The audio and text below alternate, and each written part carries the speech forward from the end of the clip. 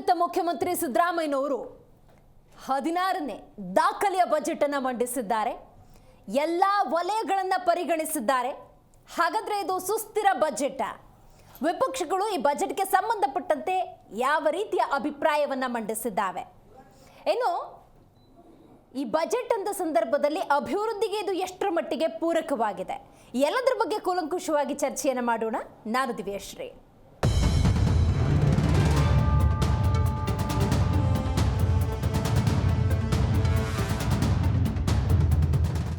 ಐತಿಹಾಸಿಕ 16ನೇ ಬಜೆಟ್ ಅನ್ನ ಮುಖ್ಯಮಂತ್ರಿ ಸಿದ್ದರಾಮಯ್ಯನವರು ಮಂಡಿಸಿದ್ದಾರೆ. ಆರ್ಥಿಕ ತಜ್ಞರು ಅಂತ ಸಿದ್ದರಾಮಯ್ಯನವರು ಕರೆಸಿಕೊಳ್ತಾರೆ. ಅಳದು ತೂಗಿ ಲೆಕ್ಕಾಚಾರವನ್ನ ಹಾಕಿ ಈ ಬಜೆಟ್ ಅನ್ನ ಇವತ್ತು ಮಂಡಿಸಿರೋದು. ಸುದೀರ್ಘ ಬಜೆಟ್ ಅನ್ನ ಮಂಡಿಸಿದ್ದಾರೆ. ತೀವ್ರ ರೀತಿಯ ಕಾಲು ನೋವಿನ ಬಳಲಿಕೆ ಇದ್ರೂ ಕೂಡ ಆರಂಭದಲ್ಲಿ ನಿಂತುಕೊಂಡು ಒಂದೆರಡು ನಿಮಿಷ ಮಾತನಾಡಿದಂತಹ ಸಿದ್ದರಾಮಯ್ಯನವರು ನಂತರ ಬಜೆಟ್ ಅನ್ನ ಸುದೀರ್ಘವಾಗಿ ಮಂಡಿಸ್ತಾರೆ. ರೈಟ್, ಎಲ್ಲ ಸಮಾಜ ಹಾಗೂ ವಲಯಗಳನ್ನು ಪರಿಗಣಿಸಿರುವುದನ್ನು ಈ ಬಜೆಟ್ ಅಲ್ಲಿ ನೀವು ಗುರುತಿಸಬಹುದು. ಮತ್ತೊಮ್ಮೆ ಹೇಳೋದಾದ್ರೆ ಎಲ್ಲಾ ಸಮಾಜ ಹಾಗೂ ವಲಯಗಳನ್ನು ಪರಿಗಣನೆಗೆ ತೆಗೆದುಕೊಂಡಿದ್ದಾರೆ, ಆದ್ಯತೆ ಅಂತ ಕೊಟ್ಟಿದ್ದಾರೆ. ಅನುದಾನದ ಹಂಚಿಕೆ ಅನ್ನೋದಾಗಿದೆ. ಕೃಷಿ ಇರ್ಬೋದು, ಮಹಿಳೆಯರಿರ್ಬೋದು, ಮಕ್ಕಳ ಅಭ್ಯುದಯಕ್ಕೆ ಗಮನ ಹರಿಸಿರುವುದು ವಿಶೇಷ. ಇನ್ನು ಶಿಕ್ಷಣ ಅಂದ ಸಂದರ್ಭದಲ್ಲಿ ಹೆಚ್ಚಿನ ಒತ್ತನ್ನು ಕೊಡುವಂತಹ ಪ್ರಯತ್ನ ಕೂಡ ಆಗಿದೆ ಅಂತ ಹೇಳಲಾಗ್ತಾ ಇದೆ. ರೈಟ್, 2025ರ ಬಜೆಟ್ ಅಲ್ಲಿ ಬೆಂಗಳೂರಿಗೆ ಬಂಪರ್ ಕೊಡುಗೆ 7,000 ಕೋಟಿ. ನೋಡಿ, ಗೃಹಲಕ್ಷ್ಮಿ ಇರ್ಬೋದು, ಗೃಹ ಜ್ಯೋತಿ ಯೋಜನೆಗೂ ಭರಪೂರ ಹಣ, ಎಲ್ಲದಕ್ಕೂ ಭರ್ಜರಿ ಹಣ. ಹಾಗಾದ್ರೆ ಸಿದ್ದರಾಮಯ್ಯನವರ ಲೆಕ್ಕ ಏನು? ಯಾಕಂದ್ರೆ ನಾನು ಆಗಲೇ ಉಲ್ಲೇಖ ಮಾಡಿದ ಹಾಗೆ ಅಳೆದು ತೂಗಿ ಆರ್ಥಿಕ ತಜ್ಞ ಸಿದ್ದರಾಮಯ್ಯನವರು ಮಂಡಿಸಿರುವಂಥ 16ನೇ ಬಜೆಟ್ ಇದು. ಇಲ್ಲಿ ನೀವು ಗಮನಿಸಬೇಕಾದ ಒಂದು ಅಂಶ ಅಂತ ಹೇಳಿದ್ರೆ ಎಲ್ಲ ವಲಯಗಳ ಪರಿಗಣನೆ ಅನ್ನೋದಾಗಿದೆ. 4 ಲಕ್ಷ ಕೋಟಿ ಬಜೆಟ್ನ ಗಾತ್ರ. ನಾವಿದನ್ನು ಡೀಟೇಲ್ ಆಗಿ ಮಾತಾಡಬೇಕಾಗತ್ತೆ. ಮೊದಲನೇದಾಗಿ ಆ ಬಜೆಟ್ನ ಗಾತ್ರ ಮತ್ತು ಅನುದಾನದ ಹಂಚಿಕೆ ಅನ್ನೋದಾದರೆ ಆ ಕ್ಷೇತ್ರಗಳು, ಅದರ ವಿಂಗಡಣೆ ಯಾವ ರೀತಿ ಆಗಿದೆ ಅಂತ, ಅಂದರೆ ಹಣದ ನಿಯೋಜನೆಯನ್ನು ಯಾವ ರೀತಿ ಮಾಡಿದ್ದಾರೆ ಅಂತ. ಇದೆಲ್ಲದರ ಜೊತೆಗೆ ಬಹು ಬೇಡಿಕೆಯನ್ನು ಇಟ್ಟಿದ್ರು ಮೀಸಲಾತಿ ವಿಚಾರಕ್ಕೆ. ಅದಕ್ಕೆ ಸಂಬಂಧಪಟ್ಟಂತೆ ಯಾವ ರೀತಿ ರಿಪ್ಲೈ ಸಿಕ್ಕಿದೆ ಅನ್ನೋದು. ಏನು ಗ್ರೇಟರ್ ಬೆಂಗಳೂರು, ಬ್ರ್ಯಾಂಡ್ ಬೆಂಗಳೂರು ದೊಡ್ಡ ಕನಸು. ರಾಜ್ಯದ ಉಪಮುಖ್ಯಮಂತ್ರಿ ಡಿ ಕೆ ಶಿವಕುಮಾರ್ ಅವರು ಆಗಾಗ ಉಲ್ಲೇಖ ಮಾಡ್ತಾನೆ ಇರ್ತಾರೆ. ಅದಕ್ಕೆ ಸಂಬಂಧಪಟ್ಟಂತೆ ಪಾಸಿಟಿವ್ ಆಗಿದೆ ಈ ಬಜೆಟ್. ಇನ್ನು ಸ್ವರಾಜ್ಯದ ಕನಸು, ಹಿಂದುಳಿದ ವರ್ಗಗಳ ಕಲ್ಯಾಣ, ಇದೆಲ್ಲದಕ್ಕೂ ಕೂಡ ಹಣವನ್ನು ವಿನಿಯೋಗಿಸಿದ್ದಾರೆ. ಪ್ರಾಕ್ಟಿಕಲಿ ಹಾಗಾದರೆ ಇದು ಎಷ್ಟರ ಮಟ್ಟಿಗೆ ಕೆಲಸ ಮಾಡುತ್ತೆ ಅನ್ನೋದು ಬಹಳ ಮುಖ್ಯ. ಹಾಗಾದರೆ ಬಜೆಟ್ ಕುರಿತಂತೆ ಸಂಪೂರ್ಣ ಮಾಹಿತಿ ಇಲ್ಲಿದೆ, ಒಂದ್ಸಲ ಬನ್ನಿ ನೋಡೋಣ. ರೈಟ್, ಯಾವ ಇಲಾಖೆಗೆ ಎಷ್ಟು ಹಣ ಮೀಸಲು, ಇದ್ರ ಬಗ್ಗೆ ಡೀಟೇಲ್ ಆಗಿ ನೋಡ್ಕೊಂಡು ಹೋಗೋಣ. ಮೊದಲನೇದಾಗಿ ಶಿಕ್ಷಣ ಇಲಾಖೆ ಅಂದಾಗ 45,286 ಕೋಟಿ. ಮಹಿಳಾ ಮತ್ತು ಮಕ್ಕಳ ಕಲ್ಯಾಣ 34,955 ಕೋಟಿ. ಇನ್ನು ಗ್ರಾಮೀಣ ಇಲಾಖೆ, ಗ್ರಾಮೀಣಾಭಿವೃದ್ಧಿ ಇಲಾಖೆ ಅಂದಾಗ 26,735. ಇಂಧನ ಇಲಾಖೆ 26,896. ನೀರಾವರಿ 22,181. ಇನ್ನು ನಗರಾಭಿವೃದ್ಧಿ 21,405. ಸಾರಿಗೆ ಒಳ ಆಡಳಿತ 20,625. ರೈಟ್, ಆರೋಗ್ಯ ಕಲ್ಯಾಣ 17,473. ಇನ್ನು ಕಂದಾಯ ಇಲಾಖೆ 17,201. ಸಮಾಜ ಕಲ್ಯಾಣ 16,955. ಲೋಕೋಪಯೋಗಿ 11,841 ಕೋಟಿ. ಇನ್ನು ಆಹಾರ ಪೂರೈಕೆ 8,275 ಕೋಟಿ. ಇನ್ನು ಕೃಷಿ ತೋಟಗಾರಿಕಾ ಇಲಾಖೆ 7,145 ಕೋಟಿ. ಪಶು ಸಂಗೋಪನೆಗೆ 3,977 ಕೋಟಿ. ಇತರೆ ಖರ್ಚು ವೆಚ್ಚಗಳು ಅಂದಾಗ 1,49,857 ಕೋಟಿಯನ್ನು ಈ ಬಜೆಟ್ನ ಮೂಲಕ ವಿನಿಯೋಗಿಸಲಾಗಿದೆ.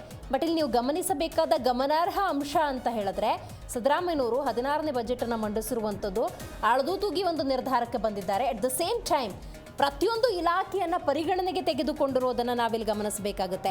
ಇಲ್ಲಿ ಎರಡು ಅರ್ಥಗಳು, ಯಾವುದೇ ಸುದ್ದಿಗೆ, ಯಾವುದೇ ಬಜೆಟ್ಗೆ ಎರಡು ಮುಖ ಅನ್ನೋದಿದ್ದೇ ಇರುತ್ತೆ. ಆ ಆಯಾಮದಲ್ಲಿ ನೋಡೋದಾದರೆ ರಾಜ್ಯದ ಆರ್ಥಿಕತೆಯ ಅಷ್ಟೂ ಸ್ಥಿತಿ ಗೊತ್ತು. ಹಾಗಾಗಿ ಎಲ್ಲ ಇಲಾಖೆಗಳನ್ನು ಕೂಡ ಟಚ್ ಮಾಡಿದೆ ಈ budget. Just like a tape cutting, ಅಲ್ಲಲ್ಲಿ ಎಲ್ಲ ವಲಯಗಳನ್ನು ಟಚ್ ಮಾಡಿದ್ದಾರೆ. ಆದರೆ ಯೋಜನೆ ಸಂಪೂರ್ಣವಾಗುವಂಥ ನಿಟ್ಟಿನಲ್ಲಿ ಈ ಬಜೆಟ್ ಪೂರಕವಾಗಿದೆಯಾ ನೋಡೋಣ. ಅದ್ರ ಬಗ್ಗೆ ಡೀಟೇಲ್ ಆಗಿ ಮಾಹಿತಿಯನ್ನು ಪಡ್ಕೊಳ್ಳೋಣ. ಇನ್ನೂ ನಾವು ಗಮನಿಸಬೇಕಾದ ಮತ್ತೊಂದು ಅಂಶ ಅಂತ ಹೇಳಿದ್ರೆ ಗ್ಯಾರಂಟಿ ಕೊಟ್ಟ ತಕ್ಷಣ ಬಜೆಟ್ ಅನ್ನೋದು ಪರಿಪೂರ್ಣವಾಗಿ, ಈ ರೀತಿಯ ಹಲವಷ್ಟು ಟೀಕೆ ಟಿಪ್ಪಣಿಗೆ ಗ್ಯಾರಂಟಿಯನ್ನು ಉಳಿಸಿಕೊಂಡು ಗ್ಯಾರಂಟಿಯನ್ನು ಸುಸ್ಥಿರವಾಗಿ ಕೊಟ್ಟುಕೊಂಡೇ ಈ ಬಜೆಟನ್ನು ಮಂಡಿಸಿರೋದು ಬಹಳ ವಿಶೇಷ ಅಂತಲೇ ಹೇಳಬಹುದು. ಇದೆಲ್ಲದರ ಜೊತೆಗೆ ಮತ್ತೊಂದು ನಾವು ಗಮನಿಸಬೇಕಾದ ಅಂಶ ಅಂತ ಹೇಳಿದ್ರೆ ಅತಿ ಹೆಚ್ಚು ಆದಾಯವನ್ನು ಕೊಡುವಂತಹ ಕರ್ನಾಟಕದ ಕ್ಷೇತ್ರ ಅಂತ ನಾವು ನೋಡೋದಾದರೆ ಅದು ರಾಜಧಾನಿ ಬೆಂಗಳೂರು. ಗ್ರೇಟರ್ ಬೆಂಗಳೂರು ಅನ್ನುವಂಥ ಕನಸು ಡಿ ಕೆ ಶಿವಕುಮಾರ್ ಅವರದ್ದು. ಅಫ್ಕೋರ್ಸ್ ಹಿಂದೆ ಕೂಡ ಹಲವು ಬಾರಿ ಉಲ್ಲೇಖ ಮಾಡಿದ್ದಾರೆ, ಅದಕ್ಕೆ ಈ ಬಜೆಟ್ ಯಾವ ರೀತಿ ಪೂರಕವಾಗಿದೆ ಅಂತ ಹೇಳಿ. ಆದರೆ BJP ಹಲವು ವಿಚಾರಗಳನ್ನು ಪ್ರಸ್ತಾಪ ಮಾಡಿ ಟೀಕೆ ಟಿಪ್ಪಣಿಯನ್ನು ಮಾಡಿದೆ. JDS ಕೂಡ ಈ ಬಜೆಟ್ನ ಕುರಿತಂತೆ ತನ್ನದೇ ಆದಂತಹ ಪ್ರತಿಕ್ರಿಯೆಯನ್ನು ಕೊಟ್ಟಿದೆ. ಹಾಗಾಗಿ ಡೀಟೇಲ್ ಆಗಿ ಇವತ್ತಿನ ಇದೇ ಬಜೆಟ್ ಕುರಿತಂತೆ ಮಾತುಕತೆ ನಡೆಸೋಣ.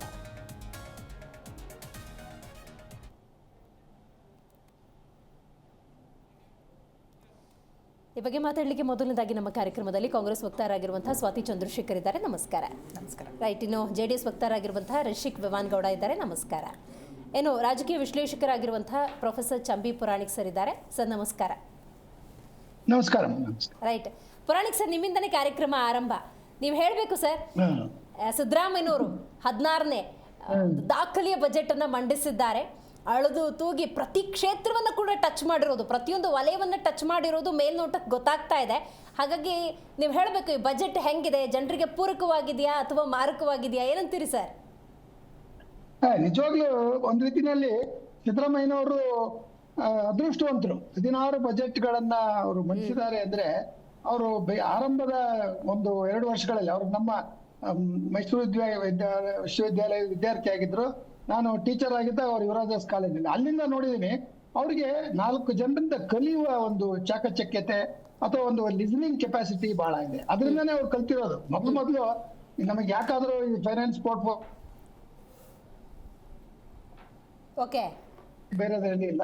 ಅದರಿಂದ ಮೈನಸ್ ಪಾಯಿಂಟ್ ಏನೂ ಇರ್ಲಿ, ಅಪೋಸಿಷನ್ ಟೀಕೆ ಮಾಡೋದು ಅವೆಲ್ಲ ಮಾಮೂಲು ಇದ್ದೇ ಇರುತ್ತೆ. ಅವರು ಇದನ್ನ ಪಾಕಿಸ್ತಾನ್ ಬಜೆಟ್ ಅಥವಾ ಇಸ್ಲಾಂ ಮುಸ್ಲಿಂ ಬಜೆಟ್ ಈ ತರ ಹೇಳ್ತಕ್ಕಂಥದ್ದು ಅವ್ರದ್ದು ಒಂದ್ ರೀತಿನಲ್ಲಿ ಅದೊಂದು ವಿರೋಧಕ್ಕೋಸ್ಕರ ವಿರೋಧ ಮಾಡ್ತಕ್ಕಂಥ ಉತ್ಪ್ರೇಕ್ಷೆ ಆಗುತ್ತೆ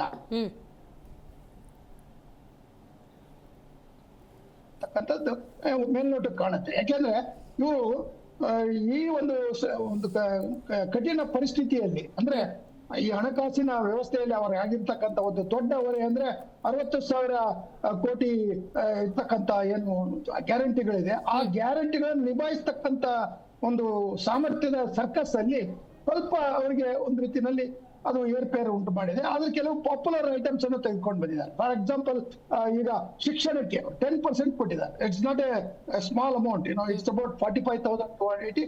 ಬಟ್ ಎಷ್ಟರ ಮಟ್ಟಿಗೆ ಅದು ಅನ್ವಯ ಅಥವಾ ಒಂದು ಇಂಪ್ಲಿಮೆಂಟೇಷನ್ ಆಗುತ್ತೆ ಅಂತಕ್ಕಂಥದ್ದು ಮುಂದಿನ ಪ್ರಶ್ನೆ. ಅದನ್ನ ನಾವು ಮುಂದೆ ಚರ್ಚೆ ಮಾಡ್ಬೋದು.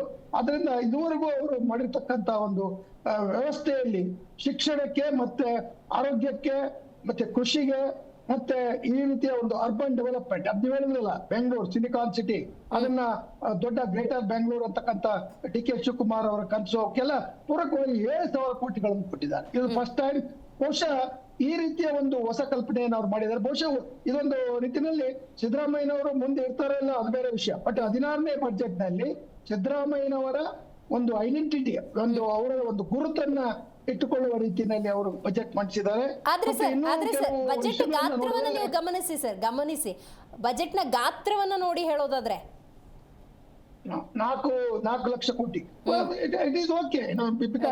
ಈ ಗಾತ್ರದ ಒಂದು ಏನು ಅಂದ್ರೆ ಈ ಸಾಲ ಅಂತಕ್ಕಂಥದ್ದು 1,16,000 ಕೋಟಿ ಅಂತಿದೆ. ಬಟ್ ಹಿಂದೆ ಹಳೆ ಸಾಲಗಳು ಇದಾವಲ್ಲ, ಟೋಟಲಿ ಕರ್ನಾಟಕದಲ್ಲಿ ಸುಮಾರು 20 ಲಕ್ಷ ಸಾಲವನ್ನ ನಮ್ಮ ಮೇಲೆ ನಾವು ಹೊತ್ಕೊಂಡಿದ್ದೀವಿ. ಕರ್ನಾಟಕದ ಜನ ಅದನ್ನ ಹಂತ ಹಂತವಾಗಿ ತೀರ್ಸ್ಕೊಂಡು ಹೋಗ್ತಾರೆ. ಅದರಿಂದ ಅದ್ರ ಎಷ್ಟರ ಮಟ್ಟಿಗೆ ಈ ರೀತಿಯ ಒಂದು ಹಣದಲ್ಲಿ ಅದರ ಖರ್ಚು ಮಾಡುವುದರಲ್ಲಿ ಜವಾಬ್ದಾರಿ ಮತ್ತೆ ಪ್ರಾಮಾಣಿಕತೆ, ಪಾರದರ್ಶಕತೆ ಮತ್ತು ಒಂದು ಟೈಮ್ ಬೌಂಡ್ ಆಕ್ಷನ್ ಇಲ್ಲ, ಅದೇ ಒಂದು ದೊಡ್ಡ ಕಲ್ತೆ. ಅದು ಇಂಪ್ಲಿಮೆಂಟೇಷನ್ ಬಂದಾಗ ಬರೋಣ.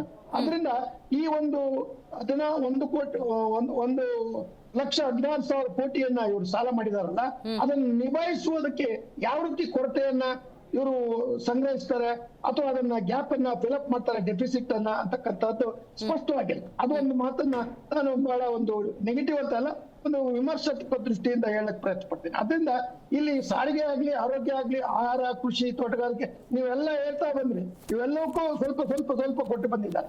ಬಟ್ ಪ್ರಮುಖವಾಗಿ ಬೆಂಗಳೂರಿಗೆ ಕೊಟ್ಟಿರ್ತಕ್ಕಂಥದ್ದು ಬಹಳ ಗಮನವಾದ. ಆದ್ರೆ ಕೆಲವು ಜಿಲ್ಲೆಗಳು ಒಂದು 5-6 ಜಿಲ್ಲೆಗಳನ್ನ ಅವರು ಬಿಟ್ಟಿದ್ದಾರೆ ಅಂತಕ್ಕಂಥದ್ದು ಒಂದು ಆಪಾದನೆಯಲ್ಲಿ ಅದನ್ನ ನಾನು ನೋಡಿದೆ. ಅದು ನಿಜ ಅನ್ಸುತ್ತೆ. ಯಾಕೆಂದ್ರೆ ಅವರು ಉಲ್ಲೇಖ ಮಾಡಿದ ಭಾಷಣದಲ್ಲಿ ಈ 6-7 ಜಿಲ್ಲೆಗಳನ್ನ ಅವರು ಉಲ್ಲೇಖಿಸಿಲ್ಲ. ಆ ಜಿಲ್ಲೆಗಳಿಗೆ ಏನು ಕೊಟ್ಟಿಲ್ಲ. ಅಂದ್ರೆ ಅಲ್ಲಿ ಅಭಿವೃದ್ಧಿ ಆಗ್ತಾ ಇಲ್ಲ ಅಂತ ಅಲ್ಲ, ಅವ್ರಿಗೂ ಸಹ ಒಂದು ಅವಕಾಶವನ್ನ ಕೊಡಬಹುದಿತ್ತು, ಕೊಟ್ಟಿಲ್ಲ. ಆಮೇಲೆ ಕಲ್ಯಾಣ ಕರ್ನಾಟಕ ಮತ್ತು ಕಿತ್ತೂರು ಕರ್ನಾಟಕ ಇವುಗಳನ್ನ ಯಾವ ರೀತಿಯಲ್ಲಿ ಅವರು ಮುಂದೆ ಕೊಂಡೊಯ್ತಾರೆ ಅಂತಕ್ಕಂಥ ಸ್ಪಷ್ಟ ಚಿತ್ರಣ ಕಾಣ್ತಾ ಇಲ್ಲ. ಇವತ್ತಿಗೂ ಕಲ್ಯಾಣ ಕರ್ನಾಟಕದಲ್ಲಿ ಒಂದು ರೀತಿ ಅಸಮಾಧಾನ ಇದೆ. ಆ ಅಸಮಾಧಾನವನ್ನ ನೀಗಿಸುವ ಭರವಸೆಯನ್ನ ಇವರು ಯಾವ ರೀತಿ ಬಜೆಟ್ ಅಲ್ಲಿ ತೋರಿಸಿದ್ದಾರೆ ಅಂತಕ್ಕಂಥದ್ದು ಸ್ಪಷ್ಟವಾಗಿ, ಅಂದ್ರೆ ಇನ್ ಡೀಟೇಲ್ ಹೋದಾಗ ಎದ್ದು ಕಾಣ್ತಾ ಇಲ್ಲ ಅಂತಕ್ಕಂಥದ್ದು ನನ್ನ ಇನ್ನೊಂದು ಅಂಶ. ಮತ್ತೆ ತಮ್ಮ ಸ್ವಂತ ಊರು ನಮ್ಮ ಮೈಸೂರಿಗೆ ಒಂದು ಫಿಲ್ಮ್ ಸಿಟಿಯನ್ನು ಕೊಟ್ಟಿದ್ದಾರೆ, 300 ಕೋಟಿ ರೂಪಾಯಿ. ಇಟ್ಸ್ ಹಿಸ್ಟಾರಿಕಲ್ ಇದು. ಯಾಕಂದ್ರೆ ಪ್ರತಿ ವರ್ಷ ಎಲ್ಲರೂ ಆಶ್ವಾಸನೆ ಕೊಡ್ತಾ ಇದ್ರು. ಅದು ಸಿದ್ದರಾಮಯ್ಯನವರು ಅದನ್ನ ಒಂದು ರೀತಿಯಲ್ಲಿ ವಾಸ್ತವವಾಗಿ ಸತ್ಯ ಅನ್ನುವ ರೀತಿಯಲ್ಲಿ ಅದನ್ನ ಮಾಡೇ ಮಾಡ್ತೀವಿ ಅಂತಕ್ಕಂಥದ್ದನ್ನು ಕೊಟ್ಟಿದ್ದಾರೆ. ಆದ್ರಿಂದ ಅದು ಒಂದು ಸ್ವಾಗತಾರ್ಹ. ಈ ಚಿತ್ರರಂಗಕ್ಕೆ ಅವರು ಕೊಟ್ಟಿರ್ತಕ್ಕಂಥ ಏನು ಭರವಸೆ ಇದೆ, ಮತ್ತೆ ಈ ಮಲ್ಟಿಪ್ಲೆಕ್ಸ್ ಗಳಲ್ಲಿ ದರ ರೇಟ್ ಇತ್ತಲ್ಲ ಅದನ್ನ ಕಂಟ್ರೋಲ್ ಮಾಡೋದು, ಸಹಾಯ ಮಾಡೋದು, ಇವೆಲ್ಲ ಅಂಶಗಳನ್ನು ತೆಗೆದುಕೊಂಡಾಗ ಒಂದು ರೀತಿಯಲ್ಲಿ ನಾನು ಹೇಳಿದ್ನಲ್ಲ, ಅದು ಬ್ಯಾಲೆನ್ಸ್ಡ್ ಪರ್ಸ್ಪೆಕ್ಟಿವ್ ಕಾಣುತ್ತೆ. ಆದ್ರೆ ಎಷ್ಟರ ಮಟ್ಟಿಗೆ ಇದನ್ನ ಜಾರಿಗೆ ತರ್ತಾರೆ, ಆ ಟೈಮ್ ಬೌಂಡ್ ಅಂತಕ್ಕಂಥದ್ದು ಬಹಳ ಮುಖ್ಯ. ಅದನ್ನ ಕಾಂಗ್ರೆಸ್ ವಕ್ತಾರರು ಇದ್ದಾರೆ, ಅವ್ರು ಹೇಳ್ಬೇಕು. ಯಾಕೆಂದ್ರೆ ಅವರು ಕರ್ನಾಟಕದ ಜನತೆಗೆ ಸರ್ಕಾರದ ಪರವಾಗಿ ಭರವಸೆಯನ್ನು ಕೊಡಬೇಕು. ಇಷ್ಟೆಲ್ಲ ದೊಡ್ಡ ಗಾತ್ರದ ಮತ್ತು ಹೆಚ್ಚು ಸಾಲವನ್ನ ಹೊಂದಿರತಕ್ಕಂತ ಒಂದು ಬಜೆಟ್ ಅನ್ನ ನೀವು ನಿಭಾಯಿಸುವಾಗ, ಒಂದು ಮುಂದಿನ ಕಾರ್ಯಕ್ರಮಗಳನ್ನ ನೀವು ಆಚರಣೆಯಲ್ಲಿ ತರುವಾಗ ಎಷ್ಟರ ಮಟ್ಟಿಗೆ ಇದು ಪ್ರಾಮಾಣಿಕ. ರಾಜೀವ್ ಗಾಂಧಿ ಒಂದು ಮಾತನ್ನ ಹೇಳಿದ್ರು, ₹1 ಏನಾದ್ರೂ ನಾವು ಅಭಿವೃದ್ಧಿ ಕೊಟ್ರೆ ಅದು ಕೇವಲ 15 ಪೈಸಾ ಕೊನೆಯ ಒಂದು ಏನ್ ಬಡವ ಇರ್ತಾರೆ ಅಥವಾ ಬೆನಿಫಿಷಿಯರಿ ಇರ್ತಾರೆ ಅವನಿಗೆ ತಲುಪ್ತಾರೆ. ಸೊ ಅದರಿಂದ ಈ ಒಂದು ಎಲ್ಲಾ ವ್ಯವಸ್ಥೆಯಲ್ಲಿ ಇರ್ತಕ್ಕಂಥ ಒಂದು ಬಜೆಟ್ ಅನ್ನ ಎಷ್ಟರ ಮಟ್ಟಿಗೆ ಭ್ರಷ್ಟಾಚಾರ ರಹಿತವಾಗಿ ಮತ್ತು ನಿಗದಿತ ಸಮಯದಲ್ಲಿ ಮತ್ತೆ ಅದು ಎಸ್ಕಲೇಟ್ ಆದ್ಮೇಲೆ ವೆಚ್ಚ ಏರದ ರೀತಿಯಲ್ಲಿ ಇವ್ರು ಮಾಡ್ತಾರೆ. ಬೆಂಗಳೂರಿಗೆ ಸುರಂಗ ಒಂದು ಮಾರ್ಗವನ್ನ ಮಾಡ್ತೀವಿ ಅಂತಕ್ಕಂಥ ಆಶ್ವಾಸನೆ ಕೊಟ್ಟಿದ್ದಾರೆ. ಸುರಂಗ ಬೇಕಿತ್ತೆ ಅಂತಕ್ಕಂಥ ಪ್ರಶ್ನೆ ಬರುತ್ತೆ. ಯಾಕಂದ್ರೆ ಈಗಿರುವುದೆಲ್ಲ ಟ್ರಿಬಲ್ ಟ್ರ್ಯಾಕ್ಸ್ ಅನ್ನ ಮಾಡಿ ಅವ್ರು ಮಾಡಬಹುದಿತ್ತು, ಉಳಿಸಬಹುದಿತ್ತು ಜಾಗ. ಈ ಸುರಂಗ ಅಂತಕ್ಕಂಥ ಸುಮಾರು 6 ವರ್ಷ ಆಗುತ್ತೆ. ಈ ಒಂದು ಬಜೆಟ್ ಅನ್ನ ಮಂಡಿಸಿ ಸಿದ್ದರಾಮಯ್ಯನವರು ಇರುವುದಿಲ್ಲ, ಶಿವಕುಮಾರ್ ಇರುವುದಿಲ್ಲ, ಯಾರು ಇರುವುದಿಲ್ಲ. ಮುಂದೆ ಬರುವ ಮುಖ್ಯಮಂತ್ರಿ ಆ ಸವಾಲನ್ನ ಎದುರಿಸಬೇಕಾಗುತ್ತೆ. ಆ ದೃಷ್ಟಿಯಿಂದ ಕೇವಲ ಒಂದು ದೂರದೃಷ್ಟಿಯ ಒಂದು ಬಜೆಟ್ ಅಂತಕ್ಕಂಥದ್ದನ್ನ ಹೇಳಿದ್ರು ಸಹ ವಾಸ್ತವವಾಗಿ ಎಷ್ಟರ ಮಟ್ಟಿಗೆ ಕರ್ನಾಟಕದ ಜನರ ಕಲ್ಯಾಣವನ್ನ ಇದು ಕಾಪಾಡುತ್ತೆ, ಆ ಮಾರ್ಗದಲ್ಲಿ ಹೋಗ್ತಾ ಇದೆ ಅಂತಕ್ಕಂಥ ಭರವಸೆಯನ್ನ ಅವರು ನೀಡತಕ್ಕಂಥ ಒಂದು ಚಿತ್ರಣ ಇದೆಯಾ, ಅದನ್ನ ಕಾಂಗ್ರೆಸ್ ವಕ್ತಾರರು ಸ್ಪಷ್ಟೀಕರಿಸಬೇಕು ಅಂತ ನಾನು ಅವರಿಗೆ ಕೇಳ್ಕೊಳ್ತೇನೆ. ರೈಟ್ ಸರ್, ಮಾತಾಡ್ತೀನಿ. ಹಂಗೆ ಸಂಪರ್ಕದಲ್ಲಿರಿ. ರಶೀಕ್ ಅವರೇ, ನೀವು ಹೇಳಬೇಕು. ವಿರೋಧ ಪಕ್ಷದಲ್ಲಿ ಇದ್ದೀರಿ ಅಂತ ವಿರೋಧ ಮಾಡದ ಹಂಗೆ ನೇರವಾಗಿ ಏನ್ ಅನ್ಸುತ್ತೆ ಅದನ್ನ ಹೇಳೋದಾದ್ರೆ ಈ ಬಜೆಟ್ ಬಗ್ಗೆ ನಿಮ್ಮ ರಿಯಾಕ್ಷನ್ ನೋಡಿ. On a lighter note, politically ಮಾತಾಡೋದಾದ್ರೆ, ಇವತ್ತು ನಾವು ಗಮನಿಸಿದಾಗ ಸಂತೋಷ್ ಲಾಡ್ ಅವರು ಆ ವೀಲ್ ಚೇರ್ ತಳ್ಕೊಂಡು ಬಂದರು. ಸನ್ಮಾನ್ಯ ಜಮೀರ್ ಅಹಮದ್ ಖಾನ್ ಅವರು ಬಜೆಟ್ ಹಿಡ್ಕೊಂಡು ಬರ್ತಾಯಿದ್ರು. ಸೊ ಮೇ ಬಿ ನನಗೆ ಅನಿಸುತ್ತೆ ಸನ್ಮಾನ್ಯ ಸಿದ್ದರಾಮಯ್ಯನವರು ಜಮೀರ್ ಅಹಮದ್ ಖಾನ್ ಅವ್ರು ಏನಾದ್ರು ಪ್ರಪೋಸಲ್ಗೆ ಅಂತ ಕೊಟ್ಟಿರ್ತಾರಲ್ಲ ಬಜೆಟ್ನ, ಅದನ್ನೇನಾದ್ರು ಓದ್ಬಿಟ್ರ ಆ್ಯಕ್ಚುಯಲ್ ಬಜೆಟ್ ಬದಲು ಅಂತ ಅನ್ನಿಸ್ತಾ ಇದೆ, ಪೊಲಿಟಿಕಲಿ ಸ್ಪೀಕಿಂಗ್. ಯಾಕೆಂದರೆ ಅದು ಯಾವ ರೀತಿ ಇತ್ತು ಅಂತ ಹೇಳಿದ್ರೆ, ಈಗ ಏನಾದರೂ ಕೇಳ್ಕೊಂಡು ಪ್ರಪೋಸಲ್ ಕೊಟ್ಟಿರ್ತಾರಲ್ಲ, ನಮಗೆ ಈ ರೀತಿ ಕೊಡಿ, ಈ ಥರದಕ್ಕೆ ಕೊಡಿ ಅಂತೆಲ್ಲ ಎಷ್ಟೊಂದು ಬೇಡಿಕೆಗಳು ಇಟ್ಟಿರ್ತಾರಲ್ಲ, ಅದನ್ನು ಹಾಗೆ ಅನ್ಎಡಿಟೆಡ್ ವರ್ಷನ್ ಅದನ್ನ ಹಾಗೆ ತೊಗೊಂಡು ಏನಾದ್ರು ಓದ್ಬಿಟ್ರ ಏನಾರು, ಯಾಕಂದ್ರೆ ನಮ್ಗೆ ಹಂಗೆ ಕಾಣಿಸ್ತಿದೆ ಪೊಲಿಟಿಕಲಿ. ಬಿಡಿ, ಪುಸ್ತಕನೂ ಪ್ರಿಂಟ್ ಆಗ್ಬಿಡ್ತು, ಈಗ ಮಾತಾಡೋದು ಪ್ರಯೋಜನ ಇಲ್ಲ. ಅದು ಹಂಗಿದೆ. ಅಂದ್ರೆ ಇನ್ನೂ ಅನುಷ್ಠಾನಕ್ಕೆ ಬಂದಿಲ್ಲ. ಈಗ ಬಜೆಟ್ ಮಂಡನೆ ಮಾಡಿದಾರೆ ಅಷ್ಟೇ ಹೊರತು ಅದೇನು ಇಂಪ್ಲಿಮೆಂಟೇಷನ್ಗೆ ಬರೋ 100% ಬರಲ್ಲ. ಅದು ಬರೋದಕ್ಕೆ ನಾವು ಯಾರು ಸಪೋರ್ಟ್ ಮಾಡೋದಿಲ್ಲ, ಬಿಡಿ, ಅದು ಸೆಕೆಂಡ್. ಸೊ ಪೊಲಿಟಿಕಲಿ ಅನ್ನೋ ರೈಟರ್ ನೋಟ್ ಹೇಳಿದ್ದು. ಇನ್ನು ಟೆಕ್ನಿಕಲಿ ನಾವು ಮಾತಾಡೋದಾದ್ರೆ, this is one of the directionless. ನಿಮಗೆ ಯಾವುದೇ ಒಂದು ಬಜೆಟ್ನ ನಾವು ಮಂಡನೆ ಮಾಡಬೇಕಾದ್ರೆ ಯಾವುದಾದ್ರೂ ಪ್ರಮುಖ 5, 6 ಅಥವಾ 10, let it be 10 different categories ಅಥವಾ 10 ಡಿಫ್ರೆಂಟ್ ಮಿನಿಸ್ಟ್ರಿ ಅಥವಾ 10 ಕಡೆ ನಾವೊಂದು ಡೆವಲಪ್ಮೆಂಟ್ನ ಫೋಕಸ್ ಮಾಡ್ತಾ ಇದ್ದೀವಿ ಅಂತ ಒಂದು ಫೋಕಸ್ ಇರುತ್ತೆ. ಇಲ್ಲಿ ನಾವು ನೋಡಿದಾಗ ಇಟ್ ಈಸ್ ಕಂಪ್ಲೀಟ್ಲಿ ಫೋಕಸ್. ಯಾಕೆಂದರೆ ನಿಮ್ಗೆ ಎಲ್ಲೂ ಒಂದು ಫೋಕಸ್ಸೇ ಇಲ್ಲ ಇವ್ರಿಗೆ. ಯಾಕೆಂದರೆ ಯಾವ ಅಭಿವೃದ್ಧಿ ಮಾಡ್ತಾ ಇದ್ದೀರಾ ಅಂತ ಯಾವುದೇ ಒಂದು ಸಚಿವಾಲಯ ನೀವು ಟಾರ್ಗೆಟ್ ಮಾಡೋದು ಹೇಳೋದಾದರೆ, ಎಲ್ಲೂ ಸಫಿಷಿಯೆಂಟಾಗಿ ಎಷ್ಟು ಬಜೆಟ್ ಬೇಕಾಗಿದೆಯೋ ಅದು ಎಲ್ಲೂ ಕೊಟ್ಟಿಲ್ಲ ಇವರು, ಯಾವುದಕ್ಕೂ ಕೊಟ್ಟಿಲ್ಲ, ಯಾವುದೇ ಒಂದು ಸಫಿಷಿಯೆಂಟಾಗಿ. ಯಾಕೆ ಅಂತ ಹೇಳಿದ್ರೆ, ನಿಮಗೆ ಟೆಕ್ನಿಕಲಿ ನಾವು ಮಾತಾಡೋದಾದರೆ, ಯಾವುದಾದ್ರು ಒಂದು ಕಂಪ್ಲೀಟ್ ಡೆವಲಪ್ಮೆಂಟ್ ನಾವು ನೋಡಬೇಕು ಓವರ್ ದ ಇಯರ್ಸ್, ಅದು 1 ವರ್ಷ ಇರ್ಬೋದು, 3 ವರ್ಷ ಇರ್ಬೋದು, ಅಥವಾ 5 ವರ್ಷದ ಪ್ಲಾನೇ ಇರ್ಬೋದು, ಅದಕ್ಕೆ ಬೇಕಾಗಿರೋ ಅಂಥ ಪ್ರೀ ಬಜೆಟ್ ಅಂದರೆ ಈ ಹಿಂದೆ ಏನು ಕೊಟ್ಕೊಂಡ್ಬಂದಿದ್ವಿ, ಈಗ ನಾವೇನು ಕೊಡ್ತಾ ಇದ್ದೀವಿ, ನಾಳೆ ನಾವು ಅನುಷ್ಠಾನ ಮಾಡಬೇಕಾಗಿರೋ ಡೆವಲಪ್ಮೆಂಟ್ ವರ್ಕ್ಸ್ ಕಂಟಿನ್ಯೂ ಆಗೋದಕ್ಕೆ ನಾವು ಸ್ಪೆಸಿಫಿಕ್ ಆಗಿ ಇಷ್ಟು ಬಜೆಟ್ ಎತ್ತಿಟ್ಟಿದ್ದೀವಾ ಅನ್ನೋಂಥದ್ದು ಕ್ವಶನ್ ಬರುತ್ತೆ. ಸೊ ಈ ರೀತಿ ನಾವು ಚೆಕ್ ಮಾಡಿದಾಗ ಯಾವುದೇ ಒಂದು ವಲಯವಾರು ಯಾವುದೇ ಒಂದು ವಲಯಕ್ಕೆ ಕೊಟ್ಟರು ಎಲ್ಲೂ ಇವ್ರಿಗೆ ಕ್ಲಾರಿಟಿ ಇಲ್ಲ. ಅವ್ರು ಹೇಳ್ಬೋದು ನಾವು ಎಲ್ಲರಿಗೂ ಇಷ್ಟಿಷ್ಟು ಕೊಟ್ಕೊಂಡ್ಬಂದಿದ್ದೀವಿ ಅಂತ ಹೇಳ್ತಾರೆ. ಸೊ ನಾಲೆಡ್ಜ್ ವೈಸ್ ಅಲ್ಲಿ ನಾವು ಮಾತಾಡಬೇಕು ಕೆಲವು ಟೈಮಲ್ಲಿ ಅಂತ ಹೇಳಿದ್ರೆ Jack of all master of ನನ್ ಅಂತೀವಿ ನಾಲೆಡ್ಜ್ ವೈಸಲ್ಲಿ ಮಾತಾಡೋದಾದ್ರೆ. ಸೊ ಎಲ್ಲ ನಮಗೆ ಗೊತ್ತು ಎಲ್ಲದಕ್ಕೂ ಕೊಟ್ಬಿಟ್ಟಿದೀವಿ ಅಂತ ಹೇಳ್ತೀವಿ, ಬಟ್ ಯಾವುದೂ ಉದ್ದಾರ ಆಗಲ್ಲ. ಇನ್ನು ನಾವು ಹಾಗಾದ್ರೆ the reality of economical status right ನಾವು ಸಿದ್ದರಾಮಯ್ಯನವ್ರಿಗೆ ಅರಿವಿರೋದ್ರಿಂದಾಗಿ ಎಲ್ಲನೂ ಟಚ್ ಮಾಡಿದ್ದಾರೆ, ಜಸ್ಟ್ ಟಚ್ಡ್ ಅಷ್ಟೇ, ಟೇಪ್ ಕಟ್ಟಿಂಗ್ ತರ ಇದೆಲ್ಲ ನಾವು ತಂದಿದ್ದೀವಿ. ಎಕ್ಸಾಕ್ಟ್ಲಿ. ನಿಮ್ಗೆ ಏನಂದ್ರೆ ಸ್ಯಾಟಿಸ್ಫೈ ಮಾಡಕ್ ಟ್ರೈ ಮಾಡ್ತಾ ಇದ್ದಾರೆ.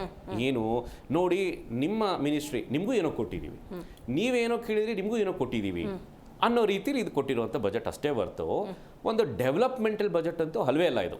C sometimes you have to take a strict actions. ನಿಮಗೆ ಕೆಲವೊಂದು ಕೊಡಲೇ ಬಿಕಾಸ್ ಎಲ್ಲ ಒಂದು ಕಡೆ ಕಟ್ ಮಾಡಿಬಿಟ್ಟು ಸೇವ್ ಮಾಡಿ ಇನ್ನೊಂದು ಕಡೆ ಕೊಡಬೇಕಾಗುತ್ತೆ ಡೆವಲಪ್ಮೆಂಟ್ ಮಾಡೋದು, ಅದು ಇರಬೇಕಾಗತ್ತೆ. ಇಲ್ಲಿ ಆ ರೀತಿ ಕಾಣಿಸ್ತಾ ಇಲ್ಲ. ಇನ್ನು ಪರ್ಟಿಕ್ಯುಲರ್ ಆಗಿ ನಾವು ಮಾತಾಡೋಕೆ ಬರೋದಾದ್ರೆ ಟೋಟಲ್ ಬಜೆಟ್ ಇವರು 4 ಲಕ್ಷ ಕೋಟಿ ಇಟ್ಕೊಂಡಿದ್ದಾರೆ. ಹಿಂದಿನ ಬಜೆಟ್ 3,75,000 ಕೋಟಿ.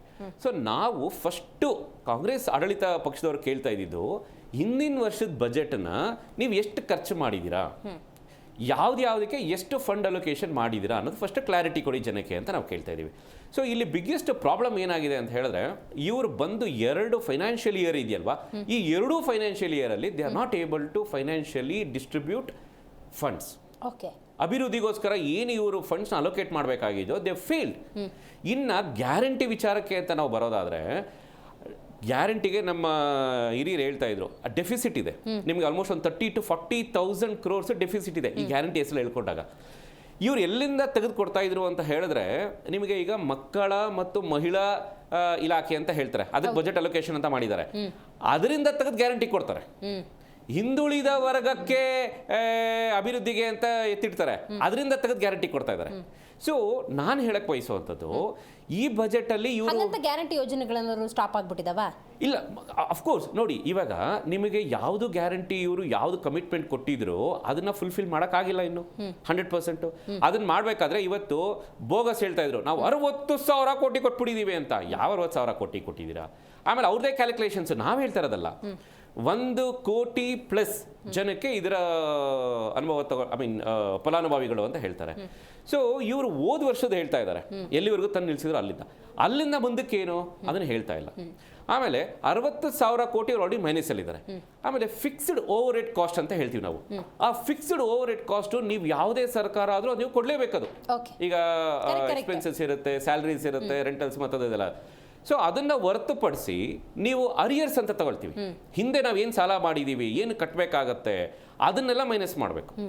ಪ್ಲಸ್ ಈಗ ನಾವು ಏನು ಫರ್ದರ್ ಈಗ ಅಂದರೆ ಆನ್ ಗೋಯಿಂಗ್ ಪ್ರಾಜೆಕ್ಟ್ಸ್ಗಳಿಗೆ ನಾವು ಹಿಂದೆ ಡೆಡಿಕೇಟೆಡ್ ಆಗಿ ಏನು ಕೊಡಬೇಕಾಗಿರುತ್ತೋ ಅದನ್ನ ಕಂಟಿನ್ಯೂ ಮಾಡ್ಕೊಂಡು ಹೋಗ್ಬೇಕು ಫಸ್ಟ್, ಹೊಸ ಪ್ರಾಜೆಕ್ಟ್ಸ್ ಕೈ ಹಾಕೋದಕ್ಕಿಂತ ಮುಂಚೆ. ಯಾಕೆಂದ್ರೆ ಅಲ್ಲಿ ಈಗ ಗುತ್ತಿಗೆದಾರರು ಅವ್ರಿಗೆ 50-60,000 ಕೋಟಿ ಇನ್ನೂ ಪೆಂಡಿಂಗ್ ಅಲ್ಲಿದೆ, ಅದೇ ಇನ್ನೂ ಕ್ಲಿಯರ್ ಆಗಿಲ್ಲ. ಈಗ ಕಿಯೋನಿಕ್ಸ್ ಅವರು ನಮಗೆ ದಯಮಾನ ಕೊಡಿ ಅಂತ ಹೇಳ್ತಿದ್ರೆ ಅವ್ರಿಗೆ ಪೆಂಡಿಂಗ್ ಅಲ್ಲಿದೆ. ಸೊ ಈ ರೀತಿ ನಾವು ಫಸ್ಟ್ ಮೈನಸ್ ಅಲ್ಲಿ ಇರೋದನ್ನ ಝೀರೋಗೆ ತಗೊಂಡ್ಬರ್ಬೇಕು. That means you are already towards the positive sign ಅಂತ ಅಂದ್ಬಿಟ್ಟು. ಇವಾಗ ಇವ್ರು ಇನ್ನು ಮೈನಸ್ ಅಲ್ಲಿ ಇರುವಂತವರು ಅಗೇನ್ ಮೈನಸ್ಗೆ ಹೋಗ್ತಾ ಇದ್ದಾರೆ. ನೀವು ಎಲ್ಲಿಂದ ಒಂದು ಅಭಿವೃದ್ಧಿ ಮಾಡೋ ಕಡೆ ಕಾಣಿಸ್ತಾ ಇದೆ. ಇದ್ರಲ್ಲ ಇನ್ನು ನಾವು ನೋಡೋದಾದ್ರೆ ಫರ್ದರ್ ಅಂದ್ರೆ ಈಗ ಎಲ್ಲಿಂದ ಎಷ್ಟು ಬರುತ್ತೆ, ಎಷ್ಟು ಡಿಸ್ಟ್ರಿಬ್ಯೂಷನ್ ಆಗುತ್ತೆ ಅನ್ನೋದನ್ನ ನಾನು ಪರ್ಸೆಂಟೇಜ್ ವೈಸ್ ಅಲ್ಲಿ ನಿಮಗೆ ನೆಕ್ಸ್ಟ್ ನಾನು ಹೇಳ್ತೀನಿ ನಿಮಗೆ. ರೈಟ್ ಸ್ವಾತಿ, ಇವತ್ತು ನಿಮ್ಮ ಮುಖದಲ್ಲಿ ಒಂದು ಪ್ರೌಡ್ ಫೀಲಿಂಗ್ ಕಾಣ್ತಾ ಇದೆ. ನಿಮ್ಮ ವಾಹಿನಿ ಮೂಲಕ ನಾನು ಸನ್ಮಾನ್ಯ ಮುಖ್ಯಮಂತ್ರಿಗಳಿಗೆ ಅಭಿನಂದನೆಯನ್ನು ಸಲ್ಲಿಸೋದಕ್ಕೆ ಇಷ್ಟಪಡ್ತೀನಿ, ರಾಜ್ಯದ ಜನತೆ ಮುಖೇನ ಕೂಡ. 16 ಬಜೆಟ್ಗಳನ್ನು ಓರ್ವ ರಾಜಕಾರಣಿ ತನ್ನ ಕಾಲ ಅವಧಿಯಲ್ಲಿ ಮಂಡಿಸ್ತಾರೆ ಅಂತಂದರೆ ಅದು ಬಜೆಟ್ ಅಷ್ಟೇ ಅಲ್ಲ, ಅದೊಂದು ಇತಿಹಾಸ. ಸೊ ಇದೊಂದು ಐತಿಹಾಸಿಕ ಕಾಲ, ಅದರ ಜೊತೆಗೆ ಐತಿಹಾಸಿಕ ಬಜೆಟ್ ಅಂತಲೂ ಕೂಡ ಹೇಳ್ತೀನಿ. 16ನೇ ಬಜೆಟ್ ಮಂಡಿಸ್ಬಿಟ್ರು, ಹಾಗಾಗಿ ಇದೊಂದು ಇತಿಹಾಸ ಅನ್ನೋದಷ್ಟೇ ಅಲ್ಲ, ಆ ಬಜೆಟ್ನಲ್ಲಿ ಜನಕ್ಕೆ ಕೊಡೋದಕ್ಕೆ ಎಷ್ಟೆಲ್ಲ ಇದೆ ಅನ್ನೋವಂಥದ್ದು.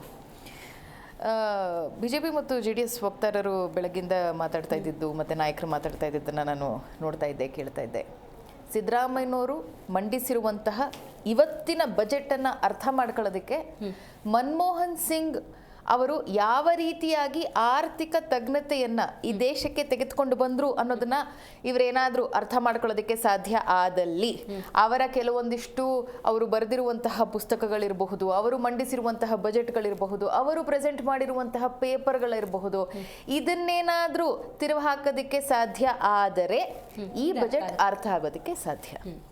ಅಲ್ಲ, ಮನಮೋಹನ್ ಸಿಂಗ್ ಅವರು ಒಂದು ಬ್ಯೂಟಿಫುಲ್ ಕಾನ್ಸೆಪ್ಟ್ನ ತೆಗೆದುಕೊಂಡು ಬಂದರು 2004ರಲ್ಲಿ ಪ್ರಧಾನಮಂತ್ರಿ ಆದ ನಂತರದಲ್ಲಿ 1 ವರ್ಷದ ಕಾಲಾವಧಿಯಲ್ಲಿ. ಮೈಕ್ರೋ ಫೈನಾನ್ಸಿಂಗ್ ಅಂದರೆ ಜನರ ಕೈಯಲ್ಲಿ ಯಾವಾಗ ಹಣ ಓಡಾಡುತ್ತೆ ಆಗ ದೇಶದ ಅಭಿವೃದ್ಧಿ ಆಗುತ್ತೆ. ನಾನು ಜನರ ಕೈಯಲ್ಲಿ ಯಾವಾಗ ಹಣವನ್ನು ಕೊಡ್ತೀನಿ ಆಗ ಹಣ ಚಲಾವಣೆ ಆಗುತ್ತೆ, ಅವರು ಪರ್ಚೇಸಿಂಗ್ ಪವರ್ ಅಂತ ನಾವು ಹೇಳ್ತೀವಿ. ಸೊ ಖರೀದಿಸುವಂತಹ ಶಕ್ತಿ ಹೆಚ್ಚಾಗುತ್ತೆ, ಅದರಿಂದ ಅವರಿಗೆ ದುಡಿಯುವಂತಹ ಸಾಮರ್ಥ್ಯಗಳು, ಅಥವಾ ಯಾವಾಗ ನನ್ನ ಕೈಯಲ್ಲಿ ಹಣ ಇದೆ, ನನಗಿದೇನೋ ಬೇಕು ಅಂತ ಅನ್ಸುತ್ತೆ, ನಾನು ಇದನ್ನ ತೆಗೆದುಕೊಳ್ಳೋದಕ್ಕೆ ನನಗೆ ಸಾಧ್ಯ ಆಗುತ್ತೆ, ಆವಾಗ ನನ್ನ ಆಸೆ ಇದಕ್ಕಿಂತ ಅಯ್ಯೋ ಇನ್ನೊಂದು ಮೆಟ್ಲು ನಾನು ಮೇರೆ ಏರಬಹುದಾ ಅಂತ.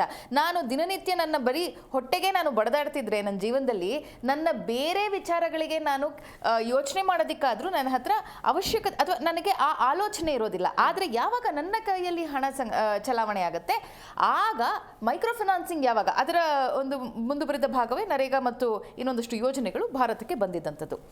ಕರ್ನಾಟಕದಲ್ಲಿ ನೀವು ಸರಿಸುಮಾರು to be very precise around 58,000 ಕೋಟಿಯಷ್ಟು ಗ್ಯಾರಂಟಿ ಯೋಜನೆಯನ್ನು ಕೊಟ್ಟು ಈ ರೀತಿಯಾದಂತಹ ಬಜೆಟನ್ನು ಯಾರಾದರೂ ಮಂಡಿಸೋದಕ್ಕೆ ಸಾಧ್ಯ ಇದೆ ಅಂತಂದರೆ ಈ ಹಿಂದೆನೂ ಆಗಿಲ್ಲ, ಮುಂದೆನೂ ಆಗಲ್ಲ. This is A historical budget. ಯಾಕೆ ನಾನು ಹೇಳ್ತಾ ಇದ್ದೀನಿ ಅಂತಂದರೆ, ಈ ನಾವು ಬಂದ ತಕ್ಷಣ ಆಬ್ವಿಯಸ್ಲಿ 1 ವರ್ಷ ಬಜೆಟನ್ನು ನಾವು ಗ್ಯಾರಂಟಿಗಳಿಗೆ ಮೀಸಲಿಟ್ವಿ, ಇದರಲ್ಲಿ ಯಾವುದೇ ಅನುಮಾನ ಇಲ್ಲ, ಇದನ್ನು ಮಾನ್ಯ ಮುಖ್ಯಮಂತ್ರಿಗಳು ಕೂಡ ಹೇಳಿದ್ದಾರೆ.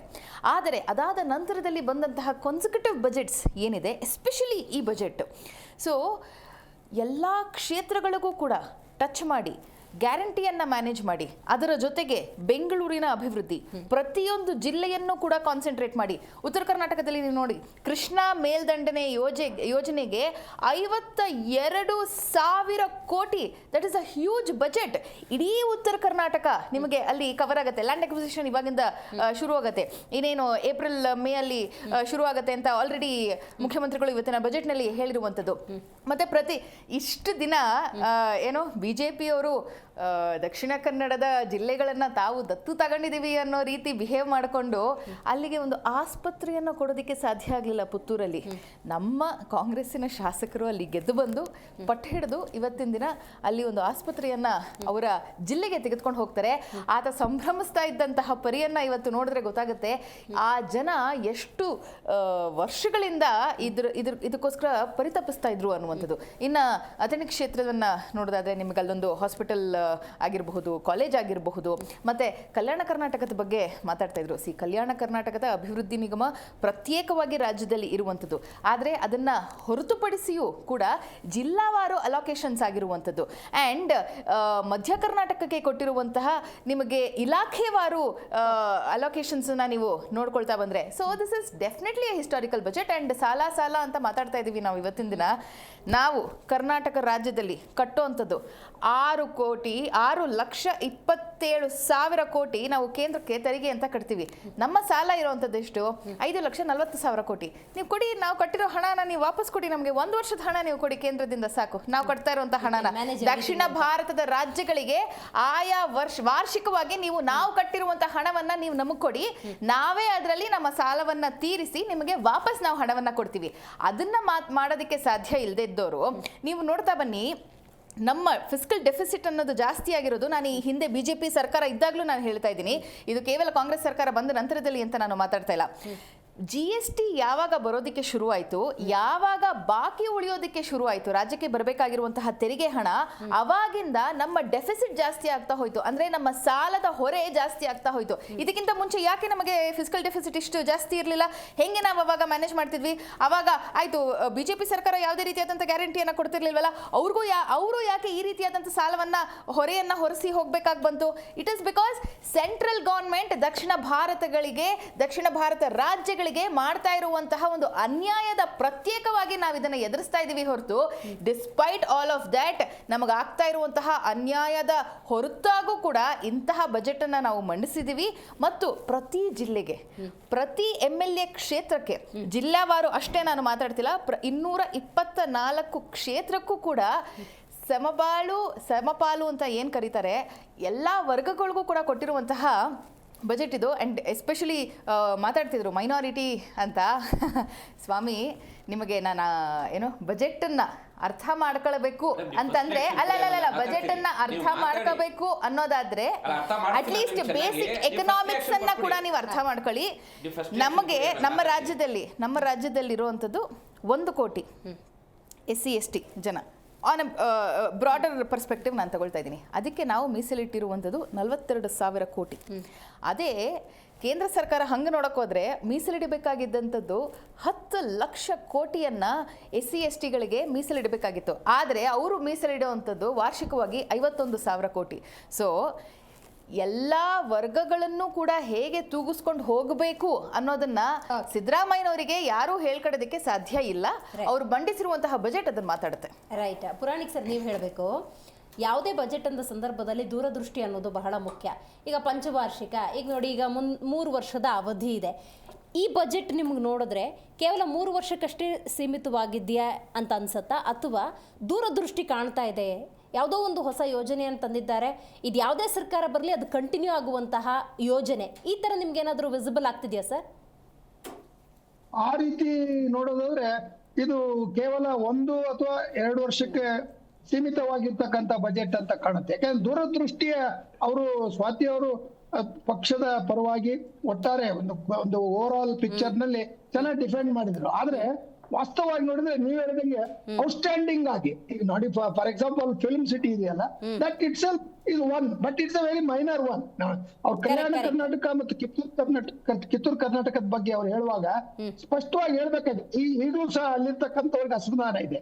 ಆ ಅಸಮಾಧಾನವನ್ನ ಹೋಗಲಾಡಿಸಿ ಈಗ ಕಳಸಾ ಬಂಡೂರಿ ಆ ಯೋಜನೆಯ ಮುಂದಿನ ಗತಿಯನ್ನು, ಈ ರೀತಿಯ ದೂರದ ಕೆಲವು ಯೋಜನೆಗಳನ್ನ ಬಹುಶಃ ಇವರು ಇಲ್ಲಿನ ಸದ್ಯ ಇವರ ಗ್ಯಾರಂಟಿಗಳನ್ನ ಅದ್ರ ಒತ್ತಡ ಮತ್ತೆ ಇಲ್ಲಿರ್ತಕ್ಕಂಥ ಕೆಲವು ಈಗ ಇಮಿಡಿಯೇಟ್ ಆಗಿ ಅವ್ರೇನು ಈಗ ಮೈನಾರಿಟೀಸ್ಗೆ ಮತ್ತು OBCಗಳಿಗೆ ಏನು ಕೊಟ್ಟಿದಾರಲ್ಲ, ಈ ಹಣಕಾಸನ್ನು ಒದಗಿಸೋದ್ರಲ್ಲಿ ಆ ದೂರದೃಷ್ಟಿಯ ಕೊರತೆ ಅಂತಕ್ಕಂಥದ್ದು ಕಾಣುತ್ತೆ. ನಾನು ಅಂತ ಔಟ್ಸ್ಟ್ಯಾಂಡಿಂಗ್ ವಿಷನರಿ ಅಥವಾ ಒಂದು ರೀತಿಯಲ್ಲಿ ಫ್ಯೂಚರ್ಗೆ ಇದು ಬಹಳ ಏನು ಸುರಂಗ ಮಾರ್ಗದ ಹೇಳಿದಾರಲ್ಲ 9,000 ಮತ್ತು 19,000, ಇದು ಸುಮಾರು 7-8 ವರ್ಷದಲ್ಲಿ ಇದು ಆಗುತ್ತೋ ಬಿಡುತ್ತೋ ಅದು ಬೇರೆ ವಿಷಯ. ಬಟ್ ಒಟ್ಟಿನಲ್ಲಿ ಈ ರೀತಿಯ ಕೆಲವು ದೃಷ್ಟಿಯಲ್ಲಿ ಪ್ರಶ್ನೆ ಕೇಳಿರೋದ್ರಿಂದ ಅಂಥದ್ದು ಯಾವುದು ಎಂದು ಕಾಣ್ತಾ ಇಲ್ಲ. ದೂರದೃಷ್ಟಿ ಇರುವಂತ ಯೋಜನೆಗಳನ್ನ ಕೊಟ್ರೆ ಆಗುತ್ತೋ ಬಿಡುತ್ತೋ ಅಂತ ಹೇಳ್ತೀರಾ?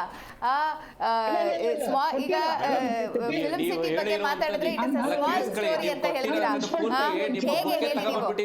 ಅಲ್ಲಲ್ಲ, ಆ ಬುಕ್ಕನ್ನ ಮನೆಯಲ್ಲಿ ಪೂಜೆ ಮಾಡಿ ಒಂದು ವಾರ ಕೂತ್ಕೊಂಡು ಓದಿ ಆ ಬಜೆಟ್ನ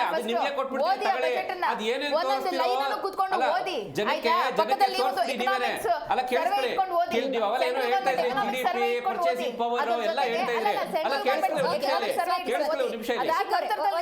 ರಿಯಾಕ್ಷನ್ ತಗೊಂಡ್ಬಿಟ್ಟು ಕಂಟಿನ್ಯೂ ಮಾಡೋಣ. Continue sir, continue. Puranik sir, continue.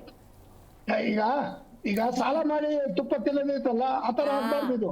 ಇದು ಆತರನೇ ಆಗ್ತಾ ಇದೆ. ನಾನು ಸಿದ್ದರಾಮಯ್ಯನವ್ರನ್ನ ಸ್ವಾಗತ ಮಾಡಿದ್ದೀನಿ. ಬಜೆಟ್ ಬಹಳ ಬ್ಯಾಲೆನ್ಸ್ ಆಗಿದೆ. ಎಷ್ಟು ಮಟ್ಟಿಗೆ ಬ್ಯಾಲೆನ್ಸ್? ಇವತ್ತು ಕೇಳಿದ ಪ್ರಶ್ನೆ ಏನು, ದೂರದೃಷ್ಟಿಯಲ್ಲಿ ಸುರಂಗ ಮಾರ್ಗದ ಒಂದು ದೂರದೃಷ್ಟಿ ಇರ್ಬೋದು. ಅಲ್ಲ ಸರ್, ಈಗ 2025-26ನೇ ಸಾಲಲ್ಲಿ 1,16,000 ಕೋಟಿ ಸಾಲದ ಮೊರೆ ಹೋಗೋದಕ್ಕೆ ಈಗ ಸಿದ್ದರಾಮಯ್ಯನವರೆಲ್ಲ ಪ್ಲಾನ್ ಮಾಡ್ಕೊಂಡಿರೋದ್ರಿಂದಾಗಿ ಲಾಸ್ಟ್ ಟೈಮ್ ನಾವು ಕಂಪೇರ್ ಮಾಡಿ ನೋಡೋದಾದ್ರೆ 1,05,246 ಕೋಟಿ ತಗೊಂಡಿದ್ರು ಸಾಲ.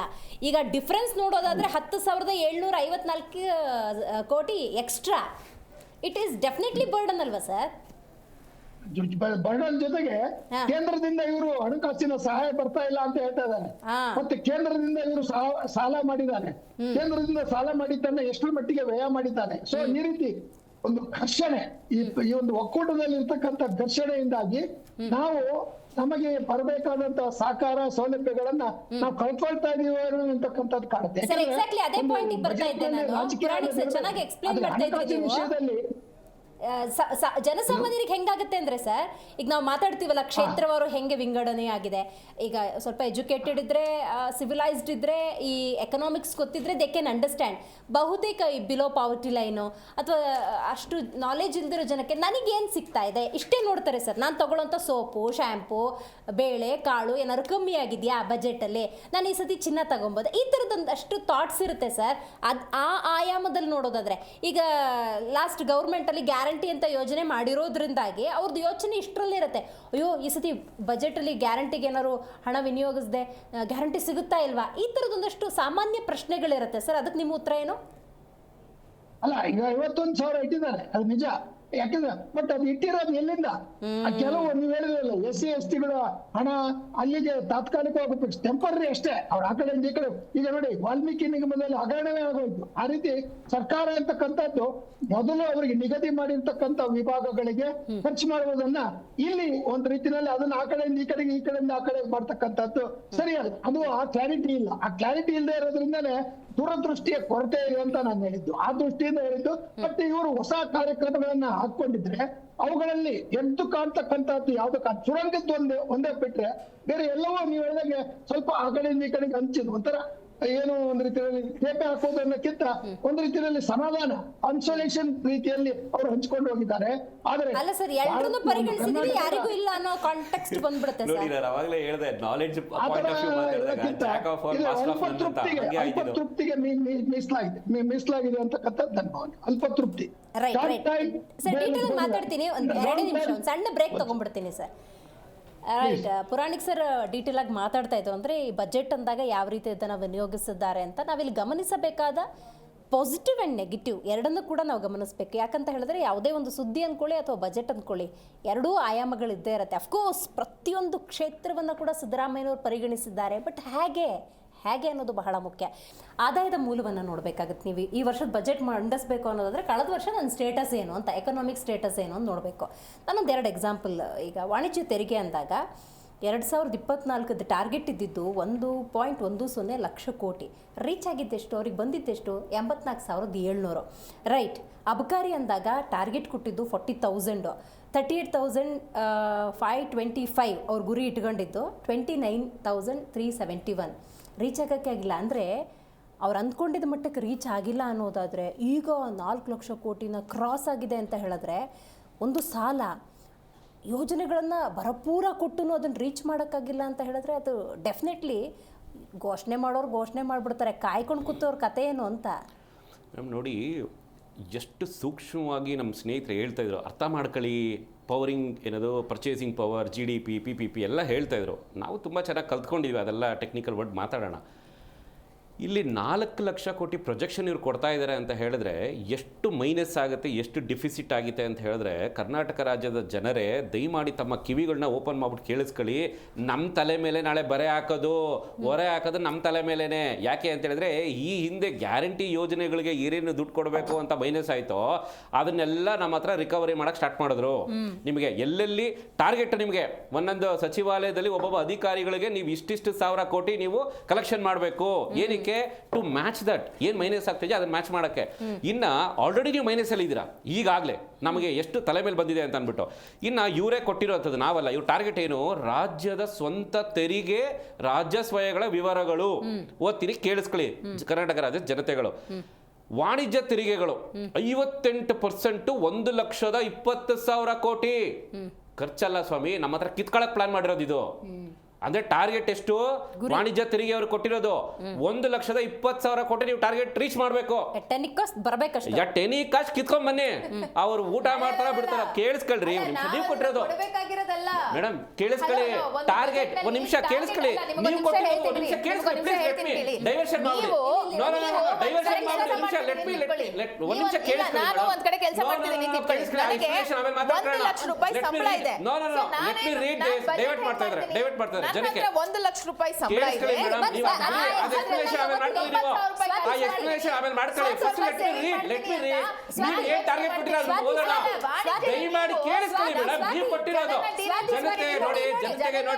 ಕಾಂಗ್ರೆಸ್ ಅವರು ಡೈವರ್ಷನ್ ಮಾಡ್ತಾ ಇದ್ದಾರೆ.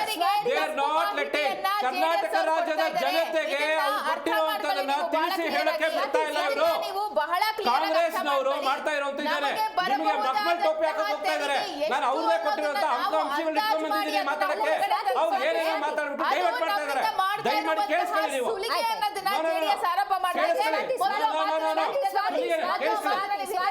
ದಯಮಾಡಿ ಜನತೆ ನೋಡ್ಬೇಕು, ದಯಮಾಡಿ ಜನತೆ ನೋಡ್ಬೇಕು ಇದು. ನೋಡಿ ಕೇಳಿಸ್ಕೊಳ್ಳಿ. ಎಕ್ಸಾಂಪಲ್ ಬೇಕು, ಆ 1 ಲಕ್ಷದ ಎಕ್ಸಾಂಪಲ್ ಆಮೇಲೆ ಹೇಳಿ ನೀವು, ಆಮೇಲೆ ಹೇಳಿ. Right, continue. ಸೊ ನೆಕ್ಸ್ಟ್ ರಾಜ್ಯ ಅಬಕಾರಿಯಿಂದ ನಿಮಗೆ 19% ಕಲೆಕ್ಷನ್ ಅಂದ್ರೆ 40,000 ಕೋಟಿ ನೀವು ಕಿತ್ಕೊಳ್ಳೇಬೇಕು ಜನದಿಂದ. ಲಾಸ್ಟ್ ವರ್ಷ ಎಷ್ಟು ಕಿತ್ಕೊಂಡಿದ್ರು? 20,000 ಕೋಟಿ ಕಿತ್ಕೊಂಡಿದ್ರು. ಇವಾಗ 40 ಈ ವರ್ಷ 40,000 ಕೋಟಿ ಟಾರ್ಗೆಟ್ ಕೊಟ್ಟಿದ್ದಾರೆ. ಟಾರ್ಗೆಟ್ ಕೊಟ್ಟಿರೋದು ಏನು ಅಂತ ಹೇಳಿದ್ರೆ ಅವ್ರಿಗೇನೋ ಪಾಪ ಕೇಳಿಸ್ಕೊಳ್ಳಿಲ್ಲ ಅನ್ಸುತ್ತೆ ಸರಿಯಾಗಿ. ರಾಜ್ಯದ ಸ್ವಂತ ತೆರಿಗೆ, ರಾಜ್ಯ ಸ್ವಯಗಳ ವಿವರಗಳು. ನಂದಲ್ಲ ಸ್ವಾಮಿ, ಇದು ನಿಮ್ಮ ಗೌರ್ಮೆಂಟ್ ಅವರೇನೆ 15 ಬಾರಿ ಮಂಡನೆ ಮಾಡಿದಾರಲ್ಲ ಫೈನಾನ್ಸ್. ಅಂತ ಉತ್ತಮರು, ಅಂತ ಪಂಡಿತರು ಅವ್ರು ಕೊಟ್ಟಿರೋದು, ಇದು ನಾವಲ್ಲ. ಸೊ ನೋಂದಣಿ ಮತ್ತು ಮುದ್ರಾಂಕ 28,000 ಕೋಟಿ ಟಾರ್ಗೆಟ್ 14%. ಈಗ ಬಡ ಸಾಮಾನ್ಯ ಜನರು ಒಂದು ಸೈಟ್ ತಗೊಳಕ್ ಆಗ್ತಾ ಇಲ್ಲ. ಯಾಕಂದ್ರೆ ಡೀಟೇಲ್ ಆಗಿ ಹೇಳ್ತಾ ಇದೀನಿ, ಕೇಳಿಸ್ಕೊಳ್ರಿ ಕರ್ನಾಟಕ ರಾಜ್ಯದ ಜನತೆಗಳೇ. ನೀವು ನಿಮಗೆ 6.67% ಇದ್ದಿದ್ದು, ಕೇಳಿಸ್ಕೊಳ್ರಿ 6.6% ನಿಮಗೆ ರಿಜಿಸ್ಟ್ರೇಷನ್ ಸ್ಟಾಂಪ್ ಡ್ಯೂಟೀಸ್ ಇದ್ದಿದ್ದು. ಇವರು ಲಾಸ್ಟ್ ಇನ್ಕ್ರೀಸ್ ಮಾಡಿದ್ದು 12% ಇನ್ಕ್ರೀಸ್ ಮಾಡಿದ್ರು. ಇವಾಗ ಇವ್ರು ಕೊಟ್ಟಿರುವಂತ ಟಾರ್ಗೆಟ್ 14% ನಿಮಗೆ, ಅದರಿಂದ 28,000 crores ಟಾರ್ಗೆಟ್ ಕೊಟ್ಟಿದ್ದಾರೆ ಅಂತ ಹೇಳಿದ್ರೆ ನಿಮಗೆ ಒಂದು 30-40 ಸೈಟ್ ರಿಜಿಸ್ಟರ್ ಮಾಡಿಸ್ಕೋಬೇಕಾದ್ರೆ ನಿಮ್ಗೆ ಮಿನಿಮಮ್ 12 to 13% ರಿಜಿಸ್ಟ್ರೇಷನ್ ಕಾಸ್ಟ್ ಬೀಳುತ್ತೆ. ನಿಮಗೆ ಒಂದು ಕೇಳಿಸ್ಕೊಳ್ರಿ, ನೀವು ಕೊಟ್ಟಿರೋದನ್ನ ಹೇಳ್ತಿರೋದು, ನಿಮಗೆ 1 ಕೋಟಿ ಪ್ರಾಪರ್ಟಿ ನೀವು ತಗೋಬೇಕು ಅಂತ ಹೇಳಿದ್ರೆ 12 ರಿಂದ 13 ಲಕ್ಷ ರಿಜಿಸ್ಟ್ರೇಷನ್ಗೆ ಕೊಡಬೇಕಾಗ್ತದೆ. ಇದು ಟಾರ್ಗೆಟ್. ಕೇಳಿಸ್ಕೊಳ್ಳಿ. ನೆಕ್ಸ್ಟ್ ಮೋಟಾರ್ ವಾಹನ, ಕೇಳಿಸ್ಕೊಳ್ಳಿ ಮೇಡಮ್ ಸುಮ್ಮನೆ. ಮೋಟಾರ್ ವಾಹನ ತೆರಿಗೆ 7%, 15,000 ಕೋಟಿ ಕಲೆಕ್ಷನ್ ಕೊಟ್ಟಿರುವಂತದ್ದು. ಇತರೆ 2% 5,100 ಕೋಟಿ. ಇದು ಇವರ ಆದಾಯ ಮೂಲ. ಇದೆಲ್ಲ ಸೇರ್ಸಿದ್ರು ಇದೆಲ್ಲ ಯಾರಿಂದ ಬರಬೇಕು? ನಾವೇ ಕಟ್ಟಬೇಕು ಸ್ವಾಮಿ. ದಯಮಾಡಿ ನೋಡ್ಕೊಳ್ಳಿ ಜನಗಳ, ನೀವು ಯಾರು ನೋಡ್ತಾ ಇದ್ರಲ್ಲ, ಇವ್ರೇನು ಎಲ್ಲಿಂದ ತಗೊಂಬಂದ್ ಕೊಡ್ತಾ ಇಲ್ಲ. ನಮ್ಮ ಜೋಬ್ ಕತ್ರಿ ಹಾಕ್ಬಿಟ್ಟು ಟೋಪಿ ಹಾಕ್ಬಿಟ್ಟು ನಮ್ಮ ಹತ್ರ ವಸೂಲಿಗೆ ಕುತ್ಕೊಳ್ತಾರೆ ಟಾರ್ಗೆಟ್ 4 ಲಕ್ಷ ಕೋಟಿ ಮ್ಯಾಚ್ ಮಾಡಕ್ಕೆ. ಇದು ಇವ್ರು ಮಾಡ್ತಾ ಇರೋಂತ ಕೆಲಸ. ಸೊ ನಾನ್ ಡೈರೆಕ್ಟ್ ಆಗಿ ಕೇಳಕ್ ಬಯಸ್ತೀನಿ, ಯಾವುದೇ ಒಂದು ಅಡ್ಮಿನಿಸ್ಟ್ರೇಷನ್ ಸರ್ಕಾರ ಬರಬೇಕಾದ್ರೆ ನಾವು ಏನು ಒಂದು XYZ ಪ್ರೈಸ್ ಅಂತ ಮಾಡ್ತಿರ್ತೀವಿ. ಅವ್ರೇನೋ ಬಜೆಟ್ ಸ್ಯಾಲರಿ ಅಂತ ಹೇಳಕ್ ಹೋಗ್ತಾ ಇದ್ರು. ನನ್ನ ಸ್ಯಾಲರಿ ಮತ್ತೊಂದು ಇರಬೇಕಾದ್ರೆ ಸೇವಿಂಗ್ಸ್ ನೋಡ್ಬೇಕು. ನಾನು ಎಷ್ಟು ಸಾಮಾನ್ಯ ಜನ, ಕೇಳಿಸ್ಕೊಳ್ಳಿ ನಿಮಿಷ, ಒಂದು ಸಾಮಾನ್ಯ ಪ್ಲೀಸ್, ನೀವು ಮಾತಾಡ್ಬಿಡಿ, ನಾನು ಮಾತಾಡೋದು ಅಲೋ ಮಾಡಿ ಪ್ಲೀಸ್ ಅಲೋ ಮಾಡಿ. ನಾನು ಎಷ್ಟು ಫ್ಯಾಕ್ಟ್ ಮಾತಾಡ್ತಾ ಇದ್ದೀನಿ. ಈಗ ಕೇಳಿಸ್ಕೊಳ್ಳಿ, ಒಬ್ಬ ಸಾಮಾನ್ಯ ಜನ ಬೆಂಗಳೂರಿನಲ್ಲಿ ನಾನು ಬದುಕುವಂತವ್ನು, ನನಗೇನು ನಾನು ಕ್ಯಾಲ್ಕುಲೇಷನ್ಸ್ ಮಾಡ್ತೀನಿ. 1 ಲಕ್ಷ ಸ್ಯಾಲರಿ ನಾನು ದುಡಿತಾ ಇದ್ದೀನಿ ಅಂತ ಹೇಳಿದ್ರೆ ಯಾವ್ದಕ್ಕೆ ಎಷ್ಟೆಷ್ಟು ಎಕ್ಸ್ಪೆನ್ಸಸ್ ಹೋಗುತ್ತೆ, ಫಿಕ್ಸ್ಡ್ ಎಕ್ಸ್ಪೆನ್ಸಸ್, ನಾನು ಅದನ್ನೇನು ಸೇವ್ ಮಾಡಕ್ ಆಗೋದೇ ಇಲ್ಲ. ಆಮೇಲೆ ನಿಮಗೆ ಓವರ್ ಹೆಡ್ ಕಾಸ್ಟ್ ಏನಾಗುತ್ತೆ, ಟ್ರಾವೆಲಿಂಗ್ ಎಕ್ಸ್ಪೆನ್ಸಸ್ ಏನಾಗುತ್ತೆ, ಮತ್ತೆ ಎಲ್ಲ A to Z ಎಲ್ಲ ಮಾಡ್ಬಿಟ್ಟು ನಾನು ಏನೋ ಸೇವಿಂಗ್ಸ್ ಮಾಡಕ್ಕಾಗತ್ತಾ ಅಂತ ಫಸ್ಟ್ ನೋಡ್ತಾರೆ. ಎರಡನೇದು ಏನಾಗುತ್ತೆ, ಸೇವಿಂಗ್ಸ್ ದೂರದಲ್ಲೆಲ್ಲ ಹೋಗ್ಬಿಡ್ಲಿ, ಮಂತ್ ಎಂಡ್ ಅಲ್ಲಿ ನನಗೆ ನನ್ನ ಖರ್ಚು ವೆಚ್ಚಗಳನ್ನ ರೀಚ್ ಮಾಡಕ್ಕಾಗತ್ತಾ ಅನ್ನೋದು ನೋಡ್ತಾರೆ. ಇಲ್ಲಿ ನಾವು ನೋಡ್ಬೇಕಾಗಿರುವಂತದ್ದು health, education, rent, travelling expenses and other expenses. ಇದನ್ನೆಲ್ಲ ಮಾಡಬೇಕಾದ್ರೆ ಇವ್ರು ಯಾವ್ದನ್ನಾರು ಕಡಿಮೆ ಮಾಡಿದಾರಾ, ಅದು ಜನರಿಗೆ ಬೇಕಾಗಿರೋದು. ನಿನ್ನೆ ನಾನು ₹1 ನಾನು ಸ್ಪೆಂಡ್ ಮಾಡ್ತಾ ಇದ್ದೆ ಅಂತ ಹೇಳಿದ್ರೆ ಇವತ್ತು ನಾನು ಅಟ್ಲೀಸ್ಟ್ 90 ಪೈಸಾ ಅಥವಾ 95 ಪೈಸಾ ಖರ್ಚು ಮಾಡ್ತೀನಿ, ಇಂಡೈರೆಕ್ಟ್ ಆರ್ ಡೈರೆಕ್ಟ್. ಈ ರೀತಿ ಮಾಡಿದಾಗ government is stable, government is ಅವನ ಪಾಸಿಟಿವ್ ನೋಟ್ ಅಂತ ಅಂದ್ಬಿಟ್ಟು ನಾನು ನಿನ್ನೆವರೆಗೂ ₹1 ಅಷ್ಟೇ ನನ್ನ ಯೋಗ್ಯತೆ ಇದ್ದಿದ್ದು. ಇವತ್ತು ಇವ್ರು ಬಂದಾದ್ಮೇಲೆ ₹1 ಮೇಲೆ ನಾನು ಇನ್ನೂ 5 ಪೈಸಾ ಖರ್ಚು ಮಾಡಬೇಕು ಅಂತ ಹೇಳಿದ್ರೆ ನಾನು ಇನ್ನೂ 5 ಪೈಸಾ ಹೊರಗಡೆಯಿಂದ ಸಾಲ ತಗೊಂಡ್ಬರ್ಬೇಕಾಗ್ತದೆ. ಇಲ್ಲ ಅದು ನನಗೆ ಬರ್ಡನ್ನು. ಸೊ ಯಾವುದೇ ಒಂದು, ಅದು ಮಿಡ್ಲ್ ಕ್ಲಾಸ್ ಫ್ಯಾಮಿಲಿ ಇರಲಿ, ರೈತರಿರಲಿ, ಮತ್ತೊಬ್ಬರಿರಲಿ. ಇವಾಗ ರೈತರದೇ ತಗೊಳ್ಳೋಣ, ನಾನು ವರ್ಕಿಂಗ್ ಕ್ಲಾಸ್ ಹೇಳಿದೆ. ರೈತರಿಗೆ ಈ ಹಿಂದೆ ನಿಮಗೆ ಒಂದು TC ತಗೋಬೇಕಾದ್ರೆ 25,000 ಖರ್ಚು ಮಾಡಿದ್ರೆ they would have got a TC. ಅದು ಸಿಂಗಲ್ ಫೇಸ್ ಇರಲಿ, 3 ಫೇಸ್ ಇರಲಿ, ವಾಟ್ ಎವರ್ ಇಟ್ ಇಸ್. ಇವತ್ತು 2.5 ಲಕ್ಷ ಕೊಟ್ಟರೆ ನಿಮ್ಗೆ ಒಂದು TC ಸಿಗಲ್ಲ ಸ್ವಾಮಿ. ಏನ್ ನೀವು ರೈತರ ಬಗ್ಗೆ ಮಾತಾಡ್ತಾ ಇರುವಂತದ್ದು? ಕೇಳಿಸ್ಕೊಳ್ಳಿ ನಿಮಿಷ, ನಿಂದೆ ಮಾಡಿರೋದು, ನೀವೇ ಮಾಡಿರೋದು ಕಾಂಗ್ರೆಸ್ ಸರ್ಕಾರ. No I can challenge, I can prove. ಇನ್ನು ಇದು ನೆಕ್ಸ್ಟ್ ಇನ್ನು ಏನೇನು ಬರೆ ಬರುತ್ತೆ ಅಂತ ಕೇಳಿಸ್ಕೊಳ್ಳಿ. ನಿಮಗೆ ಈ ಗೃಹಲಕ್ಷ್ಮಿ, ಗೃಹ ಜ್ಯೋತಿ ಅಂತ ಟಾರ್ಗೆಟ್ ಮಾಡಿದ್ದಾರೆ. ಅಲ್ಲಿ ನಿಮ್ಗೆ ಏನ್ ಮಾಡ್ತಾ ಇದ್ದಾರೆ, ಸ್ಮಾರ್ಟ್ ಮೀಟರ್ ಅಂತ ಇಂಪ್ಲಿಮೆಂಟ್ ಮಾಡಕ್ ಹೋಗ್ತಾ ಇದ್ದಾರೆ. ಪ್ರೀಪೇಡ್ ಸ್ಮಾರ್ಟ್ ಕಾರ್ಡ್ ಅಂತ ಅಂದ್ಬಿಟ್ಟು ಕೇಳಿಸ್ಕೊಳ್ಳಿ. ಸ್ಮಾರ್ಟ್ ಕಾರ್ಡ್ ಪ್ರೀಪೇಡ್ ಅಂತ ಏನ್ ಮಾಡಕ್ ಹೋಗ್ತಾ ಇದ್ದಾರೆ, ಅಲ್ಲಿ ನಿಮ್ಗೆ ಅದು ಮೀಟರ್ ಮ್ಯಾಂಡೇಟರಿ. ನೀವು ತಗೊಳ್ಳೇಬೇಕು, ಪ್ರೀಪೇಡ್ ಮಾಡ್ಬಿಟ್ಟು ನೀವು ತಗೊಳ್ಳೇಬೇಕು, ಅದು ಮ್ಯಾಂಡೇಟರಿ ಮಾಡಕ್ ಹೋಗ್ತಾ ಇದ್ದಾರೆ. ಅದರಲ್ಲಿ ನಿಮಗೆ ಡೆಪಾಸಿಟ್ ಎಷ್ಟು ಇನ್ಕ್ರೀಸ್ ಆಗಿದೆ ಇವರು ಅಂತ ಹೇಳಿದ್ರೆ 400% ಇನ್ಕ್ರೀಸ್ ಮಾಡಿದ್ದಾರೆ. ಇದು ಯಾರಿಗ್ರಿ ಸ್ವಾಮಿ ಹೊರೆ ಇದು? ನಾನು ಇವತ್ತು ನಾನು ಮೀಟರ್ ಯೂಸ್ ಮಾಡ್ತಾ ಇದ್ದೀನಿ, ನಾನು ಅದು ಡೆಪಾಸಿಟ್ 1,000 ಇಟ್ಟಿದ್ದೀನಿ ಅಂತ ಹೇಳಿದ್ರೆ ಎಕ್ಸಾಂಪಲ್ ಹೇಳ್ತೇವೆ, 1,000 ಅಲ್ಲ, ನಾಳೆ ನಿಮ್ಗೆ ಏನಾಗುತ್ತೆ 3,000 ಕೊಡ್ಬೇಕು ನಾನು, ಆ ಮೀಟರ್ ಮ್ಯಾಂಡೇಟರಿ ತಗೊಳ್ಳೇಬೇಕು ನಾನು, ಇಲ್ಲ ರೆಕ್ ಪವರ್ ಇಲ್ಲ, ರೈತರಲ್ಲಿ ಹೋಗ್ಬೇಕು. ಇದು ಇವ್ರು ಮಾಡ್ತಾ ಇರೋವಂಥದ್ದು. ರೈಟ್ ಸ್ವಾತಿ, ಈಗ ನೀವು ಮಾತಾಡಿ. ಯಾಕೆಂದ್ರೆ ಸರ್ಕಾರಕ್ಕೆ ಹೊರೆ ಅನ್ನೋದ್ರ ಡೈರೆಕ್ಟ್ ಮೀನಿಂಗ್ ಏನು ಅಂದರೆ ಇದು ಜನರಿಗೆ ಹೊರೆ ಅಂತ. ಆ ಹೊರೆಯನ್ನು ಹೊರಿಸೋದ್ರಲ್ಲಿ ಕರ್ನಾಟಕ ಕಾಂಗ್ರೆಸ್ 16ನೇ ಬಜೆಟನ್ನು ಮಂಡಿಸಿರುವಂಥ ಸಿದ್ದರಾಮಯ್ಯನವರು ಮಂಡಿಸ್ಬಿಟ್ಟಿದ್ದಾರೆ ಅಂತ, ಆ ನಿಸ್ಸೀಮರಾಗ್ಬಿಟ್ಟಿದ್ದಾರೆ ಅಂತ ನೇರವಾಗಿ ಹೇಳ್ತಿದ್ದಾರೆ. ಒಂದು ಬೇಸಿಕ್ ಸ್ಟ್ಯಾಟಿಸ್ಟಿಕ್ಸ್ ನಾನು ನಿಮಗೆ ಕೊಡ್ತೀನಿ. ಈ ಹಿಂದೆ 2023-24ರಲ್ಲಿ 2022-23ರಲ್ಲಿ ನಮಗೆ ಸಂಗ್ರಹ ಆಗಿದ್ದಂತಹ ತೆರಿಗೆಯನ್ನ 2023-24ಕ್ಕೆ ನಾನು ಹೋಲಿಸಿದ್ರೆ 30,000 ಕೋಟಿ ಅಧಿಕ ಸಂಗ್ರಹ ಆಗಿದೆ. ಅದು ದಟ್ ಡಸಂಟ್ ಮೀನ್ ದಟ್ ನಾವು ಟ್ಯಾಕ್ಸ್ ನ ಇನ್ಕ್ರೀಸ್ ಮಾಡಿ ಸಂಗ್ರಹ ಆಗಿರೋ ಹಣ ಅಂತಲ್ಲ. So which means it is a circulation ಅಷ್ಟೇ. ನಮಗೆ ರೆವೆನ್ಯೂ ಹೆಚ್ಚು ಬಂದಿದೆ ಅಂತಂದ್ರೆ ನಾನು ನಿಮಗೆ ಅದನ್ನೇ ಹೇಳಿದ್ದು, ಪರ್ಚೇಸಿಂಗ್ ಪವರ್ ಪ್ಯಾರಿಟಿ ಯಾವಾಗ ಜಾಸ್ತಿ ಆಗುತ್ತೆ, ಜನರ ಕೈಯಲ್ಲಿ ಯಾವಾಗ ಹಣ ಹೋಗುತ್ತೆ ಅವಾಗ ₹1,00,000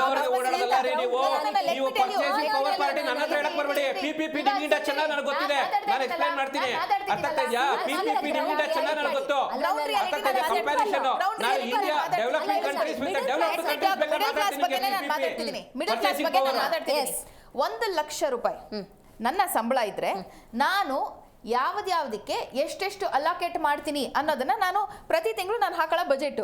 ಸರ್ಕಾರ ಮಾಡೋದು ಅದನ್ನೇ.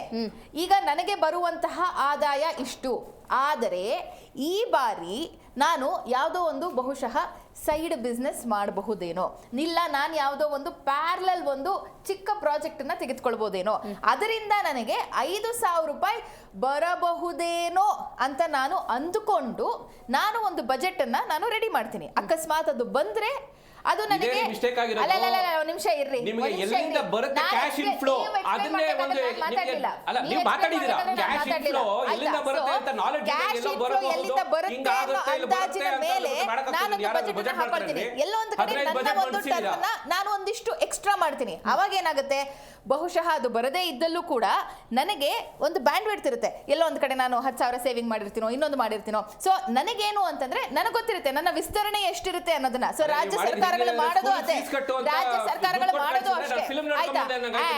ಇನ್ನೊಂದು ನೀವು ಲೆಕ್ಕ ಹಾಕೊಳ್ಳಿ, ಹೆಂಗೆ ಅಂತ ಪಾಪ ಮಿಡಲ್ ಕ್ಲಾಸು 50-60 ಸಂಬಳ ತಗೋತಿರ್ತಾರೆ, 3-4-5 ಕೂಡಿಟ್ಟು ಒಂದು 10 ವರ್ಷ ಕೂಡಿಟ್ಟು, ಈಗ ಪಾಪ ಕಳೆದ 10 ವರ್ಷದಿಂದ ಕೂಡಿಟ್ಟು ಅಬ್ಬಬ್ಬಾ ಒಂದು ಆಗ್ಲಿ ಅಂತ ಒಂದು 15 ಲಕ್ಷ ಕೂಡಿಟ್ಟಿದ್ದಾರೆ, ಸೈಟ್ ತಗೊಳ್ಳೋಣ ಅಂತ ಹೋಗ್ತಿದ್ದಾರೆ. ಆಗ್ತಾ ಇಲ್ಲ. ಯಾರು ಹೇಳಿದ ಆಗ್ತಾ ಇಲ್ಲ ಅಂತ?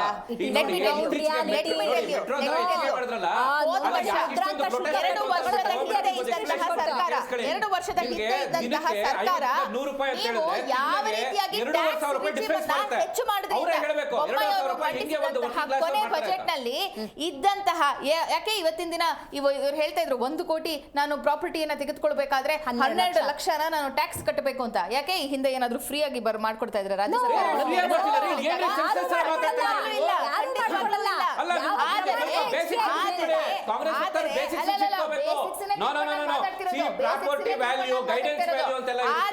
ಯಾವಾಗ ಈ ಇನ್ಕ್ರೀಸ್ ಯಾವಾಗ ಆಗಿದ್ದು, ನಾವು ಮಾಡಿರುವಂತದ್ದು 0.5%. ಆದ್ರೆ ಈ ಹಿಂದೆ ಇದ್ದಂತ ಸರ್ಕಾರ ಇನ್ಕ್ರೀಸ್ ಮಾಡ್ಕೊಂಡು ಹೋಗಿರುವಂತದ್ದು. ನೀವು ಅದನ್ನ ನಮಗೆ ಕಾಮೆಂಟ್ ಮಾಡೋದಕ್ಕೆ ಬರಬೇಡಿ. ನಾಲೆಡ್ಜ್ ಕಡಿಮೆ ಇದೆ ಅನ್ಸುತ್ತೆ, ದಯಮಾಡಿ ಕಾಂಗ್ರೆಸ್ ಅವರಿಗೆ ನಾಲೆಡ್ಜ್ ಕಡಿಮೆ ಇದೆ ಅನ್ಸುತ್ತೆ. ಗೈಡೆನ್ಸ್ ವ್ಯಾಲ್ಯೂ ನೋಡಿ, ಗೈಡೆನ್ಸ್ ವ್ಯಾಲ್ಯೂ ಮೇಲೆ ರಿಜಿಸ್ಟ್ರೇಷನ್ ನೀವು ಹೇಳ್ತಾ ಇದ್ರಿ ಮಿಡಲ್ ಕ್ಲಾಸ್ ಏನ್ ಬಂದಿದೆ ಅಂತ.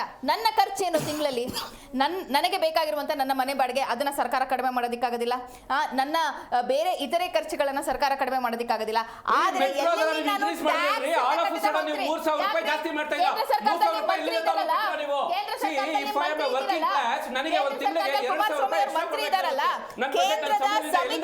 ಅಪ್ರೂವ್ ಮಾಡಿರೋದು ರಾಜ್ಯ, ಅಪ್ರೂವ್ ಮಾಡಿರೋದಲ್ಲ. ಮೆಟ್ರೋನ ದರವನ್ನ ರಾಜ್ಯ ಅಲ್ಲ ಅಪ್ರೂವ್ ಮಾಡಿರೋದು, ಆಯ್ತಾ? MD ನಮ್ಮ ಸಮಿತಿ ಇದೆಯಲ್ಲ, ಕೇಂದ್ರ ಸರ್ಕಾರದ ಸಮಿತಿ ಇದೆಯಲ್ಲ, ಹೇಳಿ ಅವರಿಗೆ ರದ್ದು ಮಾಡೋದಕ್ಕೆ, ನಾವೇ ಹೇಳಿವಲ್ಲ, ಹೇಳಿ ಅವರಿಗೆ ರದ್ದು ಮಾಡೋದಕ್ಕೆ. ಅವರೇ ಹೇಳ್ತಾ ಇದ್ರು, ನಮ್ಮ ಸ್ನೇಹಿತರು ಹೇಳ್ತಾ ಇದ್ರು, ಈಗ 1 ಲಕ್ಷ ಸಂಬಳ ತಗೊಳ್ತೀನಿ ಮಲ್ಟಿಪ್ಲೆಕ್ಸ್ ₹200 ಅನ್ನೋದನ್ನ ನಾವು ಮಾತಾಡ್ತಿದ್ದೀವಿ. ಮಲ್ಟಿಪ್ಲೆಕ್ಸ್ ಮೆಟ್ರೋ ಮಾತಾಡ್ರಿ ಆಲ್ ಆಫ್ ಸಡನ್ ಆಗಿ ₹3,000 ಎಕ್ಸ್ಟ್ರಾ ಕೊಡ್ಬೇಕು. ನಾನು ನನ್ನ ಸಂಬಳ ಬರೋಲ್ಲ ₹1,00,000 ₹3,000 ಎಕ್ಸ್ಟ್ರಾ ತಗೊಂಡ್ಬಿಡೋದು. ಸರ್ಕಾರಕ್ಕೆ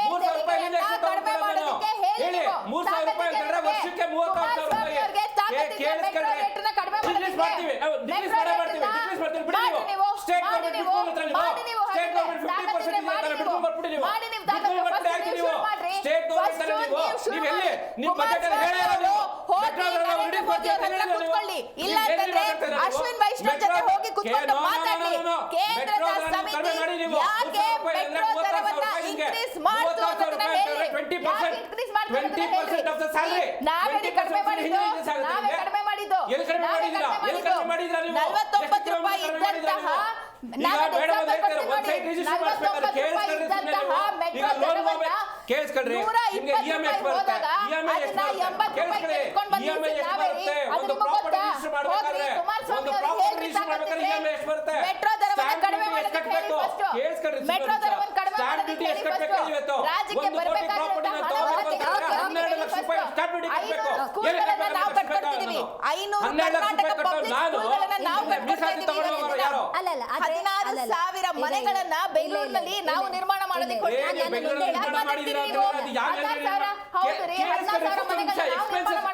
ನಾವಿಲ್ಲಿ ಬಜೆಟ್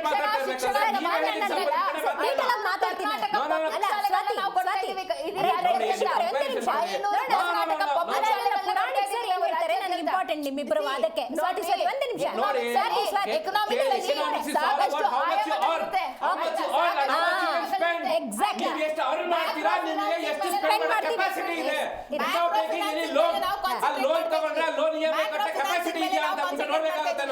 ಎಲ್ಲೋ ಒಂದು ಕಡೆ ಸಾಧ್ಯ ಆಗದೆ ಇದ್ದಾಗ ಸರ್ಕಾರ ನಿಮಗೆ ಹಣವನ್ನ ಕೊಡೋದಿಲ್ಲ ಮಕ್ಕಳು ಫೀಸ್ ಕಟ್ಟಿ ಅಂತ. ನಾವೇನ್ ಮಾಡ್ತೀವಿ ಸರ್ಕಾರವಾಗಿ ನಮ್ದೇನು ಕರ್ನಾಟಕ ಪಬ್ಲಿಕ್ ಶಾಲೆಗಳನ್ನ ನಾವು ಕಟ್ತೀವಿ. So this is where we make this is how it is. ನಿಮ್ಮ ಒಂದು ಗವರ್ನಮೆಂಟ್ ಶಾಲೆ ಓದಾದ್ರೆ ನೋಡಿ ನಮ್ಮ ಸ್ನೇಹಿತರಿಗೆ ಅರಿವಿಲ್ಲ ಅನ್ಸುತ್ತೆ. ಫೈನಾನ್ಸಿಂಗ್ ಬಗ್ಗೆ ನಿಮಗೆ ಮಾತಾಡೋಣ, ಡಿಸ್ಕಸ್ ಮಾಡೋಣ ಬನ್ನಿ. ಎಕ್ಸ್ಪೆನ್ಸಸ್ ಹಾಕೋಣ ಬನ್ನಿ. Health expenses, education expenses, travel expenses ನಾತಿನ ಬನ್ನಿ ಮಾತಾಡೋಣ. ಬನ್ನಿ ಮಾತಾಡೋಣ ಬನ್ನಿ. ಮಾತಾಡ್ರಿ ನೀವು. ಮೈಕ್ರೋ ಮ್ಯಾನೇಜ್ಮೆಂಟ್ ಮಾತಾಡೋಣ ಬನ್ನಿ.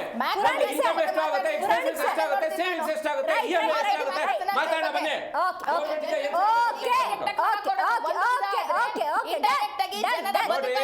ಗೃಹಿಣಿ ದಯಮಾಡಿ ಅರ್ಥ ಮಾಡ್ಕೊಳ್ಳಿ. ನಿಮ್ಗೆ ಗೊತ್ತಿರಬೇಕು ಎಷ್ಟು ಖರ್ಚಿದೆ, ಎಷ್ಟು ಆದಾಯ ಬರುತ್ತೆ, ಹಿಂಸೆ ಮಾಡ್ಬೇಕು ಅನ್ನೋದು ನೀವು ಅರ್ಥ ಮಾಡ್ಕೊಂಡು ಮಾತಾಡ್ತೀರಾ ನೀವು. ಪುರಾಣಿಕ್ ಸರ್ ನನಗೆ ಈ ಗ್ರೌಂಡ್ ರಿಯಾಲಿಟಿ ಬೇಕು ಸರ್. ಇವತ್ತು ಬಸ್ಸಲ್ಲಿ ಉಚಿತವಾಗಿ ಹೋಗಿದ ತಕ್ಷಣ ಬದುಕು ಬಂಗಾರ ಆಗಿದೆ ಅಂತಿಲ್ಲ. ನೋಡಿ, ಒಂದು ಸಾಸಿವೆ, ಜೀರಿಗೆ, ಹಾಲು, ಮೊಸರು, ತುಪ್ಪ ಏನೇ ತಗೋಬೇಕು ಅಂದ್ರೂ ಕೂಡ ಇವತ್ತು ಆಗ್ತಿಲ್ಲ ಸರ್. ಅಂತ ಪರಿಸ್ಥಿತಿ ಇದೆ. ಇನ್ನು ವಿದೇಶಗಳಿಗೆ ಹೋದ್ರೆ ಶಿಕ್ಷಣ ಮತ್ತು ಆರೋಗ್ಯ ಅನ್ನೋದು ಯಾವತ್ತು ಫ್ರೀ ಆಗಿರುತ್ತೆ. ಇಲ್ಲಿ ಪ್ರೌಢಶಾಲೆಗಳನ್ನ ತೆಗಿತೀವಿ, ಆ ಶಾಲೆಗಳನ್ನ ತೆಗಿತೀವಿ, ಆ ಟಾರ್ಗೆಟ್ ಇದೆ ಅಂತ ಹೇಳ್ಕೊಳ್ತಾ ಇದ್ರು. ಆದ್ರೆ ಸರ್ ಇರೋ ಸರ್ಕಾರಿ ಶಾಲೆಗಳಿಗೆ ಚಾವಣಿ ಇಲ್ಲ ಸರ್, ಕಿಟಕಿ ಇಲ್ಲ, ಬಾಗಿಲಿಲ್ಲ. Inflation is a part of central government. ಹೇಳಿ central government ಗೆ. central government ಗೆ ನೀವು ಹಾಗಿದ್ರೆ ಮಾತಾಡಿ. ಇನ್ಫ್ಲೇಷನ್ ಪ್ಯಾನಲ್ ಮಾಡ್ತಾರೆ ಸ್ಟೇಟ್ ಗವರ್ನಮೆಂಟ್ ಹೇಳಿ ನೀವು central government ಗೆ. Okay pranic sir reaction please continue sir. ಈಗ ಅವರಿಬ್ರು ಇದು ವಾದ ವಿವಾದ ಮಾಡೋದು ಅವ್ರ ಪಕ್ಷದ ಎದುರು ಪರ್ವ ಮಾಡ್ತಾ ಇದ್ದಾರೆ. ಬಟ್ ಫ್ಯಾಕ್ಟ್ಸ್ ನೋಡೋದಾದ್ರೆ ಈಗ ನೋಡಿ 4,09,000 ಕೋಟಿ ಬಜೆಟ್ ನಲ್ಲಿ ಇವರು ಏನ್ ಹೇಳ್ತಾರೆ 2,92,477 ಕೋಟಿ ರಿಸಿಪ್ಟ್ಸ್ ಅಲ್ಲಿ ಬರುತ್ತೆ ಅಂತ. ಅಂದ್ರೆ ಇದು ಒಂದು ಎಕ್ಸ್ಪೆಕ್ಟೆಡ್ ಇನ್ಕಮ್ ಅಷ್ಟೇ. ಬಟ್ ಅಲ್ಲಿ ಇವರು ಹೇಳೋದು ತೆರಿಗೆಯಿಂದ 2,08,000 ಕೋಟಿ ನಾವು ವಸೂಲ್ ಮಾಡ್ತೀವಿ ಅಂತ ಹೇಳ್ತಾರೆ. ಬಟ್ ಹಿಂದಿನ ವರ್ಷ ಎಷ್ಟು ವಸೂಲ್ ಮಾಡಿದ್ರು ಮತ್ತೆ ಅದರಲ್ಲಿ ಎಷ್ಟರ ಮಟ್ಟಿಗೆ ಕೊರತೆ ಇದೆ, ಆ ಒಂದು ಕೊರತೆಯನ್ನು ಹೇಗೆ ನಿಭಾಯಿಸ್ತೀವಿ ಅಂತಕ್ಕಂಥದ್ದನ್ನ ಹೇಳಿಲ್ಲ. ಇವರು ಡೆಫಿಸಿಟ್ ಹೇಳಿರೋದು ಒಂದ್ ರೀತಿನಲ್ಲಿ 19,262 ಕೋಟಿ ಡೆಫಿಸಿಟ್ ಅಂತ ಹೇಳಿದ್ದಾರೆ. ಬಹಳ ಇದು ಏನಾಯ್ತು ಡೆಫಿಸಿಟ್ ಅಂತ ಅಂದ್ರೆ ಇದು ಯಾವ ಒಂದು ದೃಷ್ಟಿಯಲ್ಲಿ ಡೆಫಿಸಿಟ್ ಅಂತ ಹೇಳಿದ್ರೆ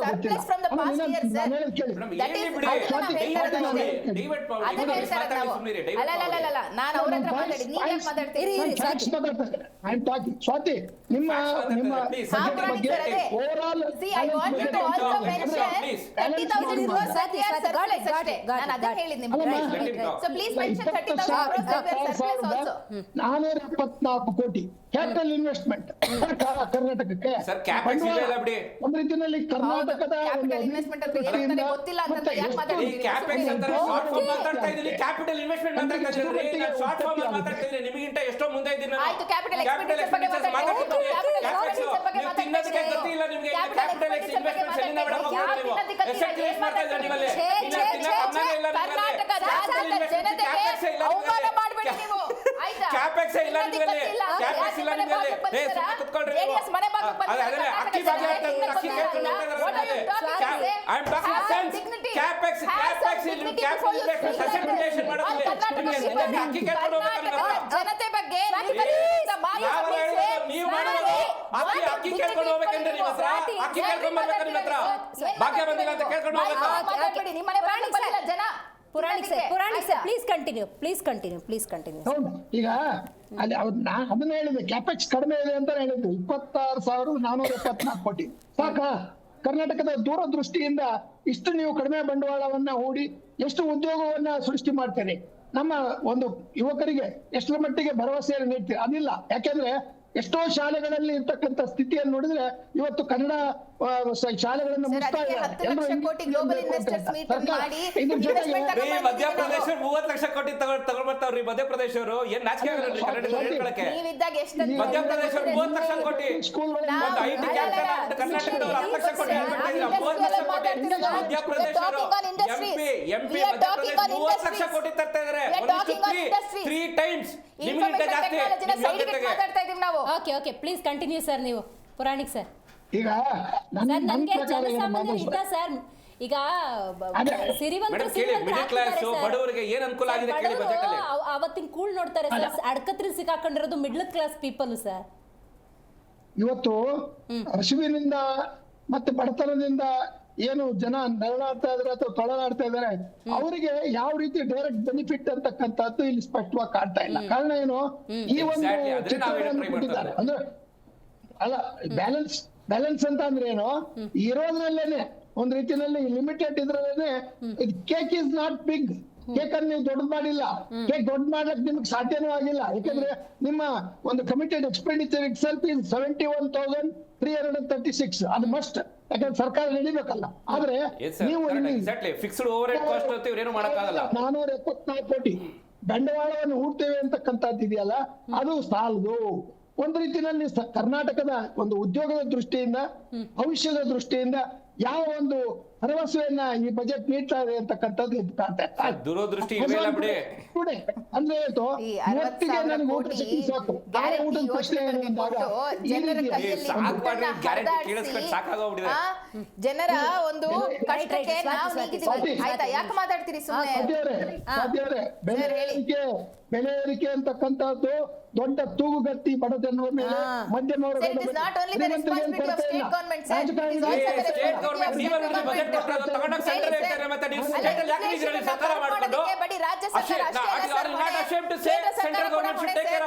ಕೇಂದ್ರ ಬಜೆಟ್ ಮಂಡನೆ ಮಾಡಿರೋದು state government to take all the responsibility.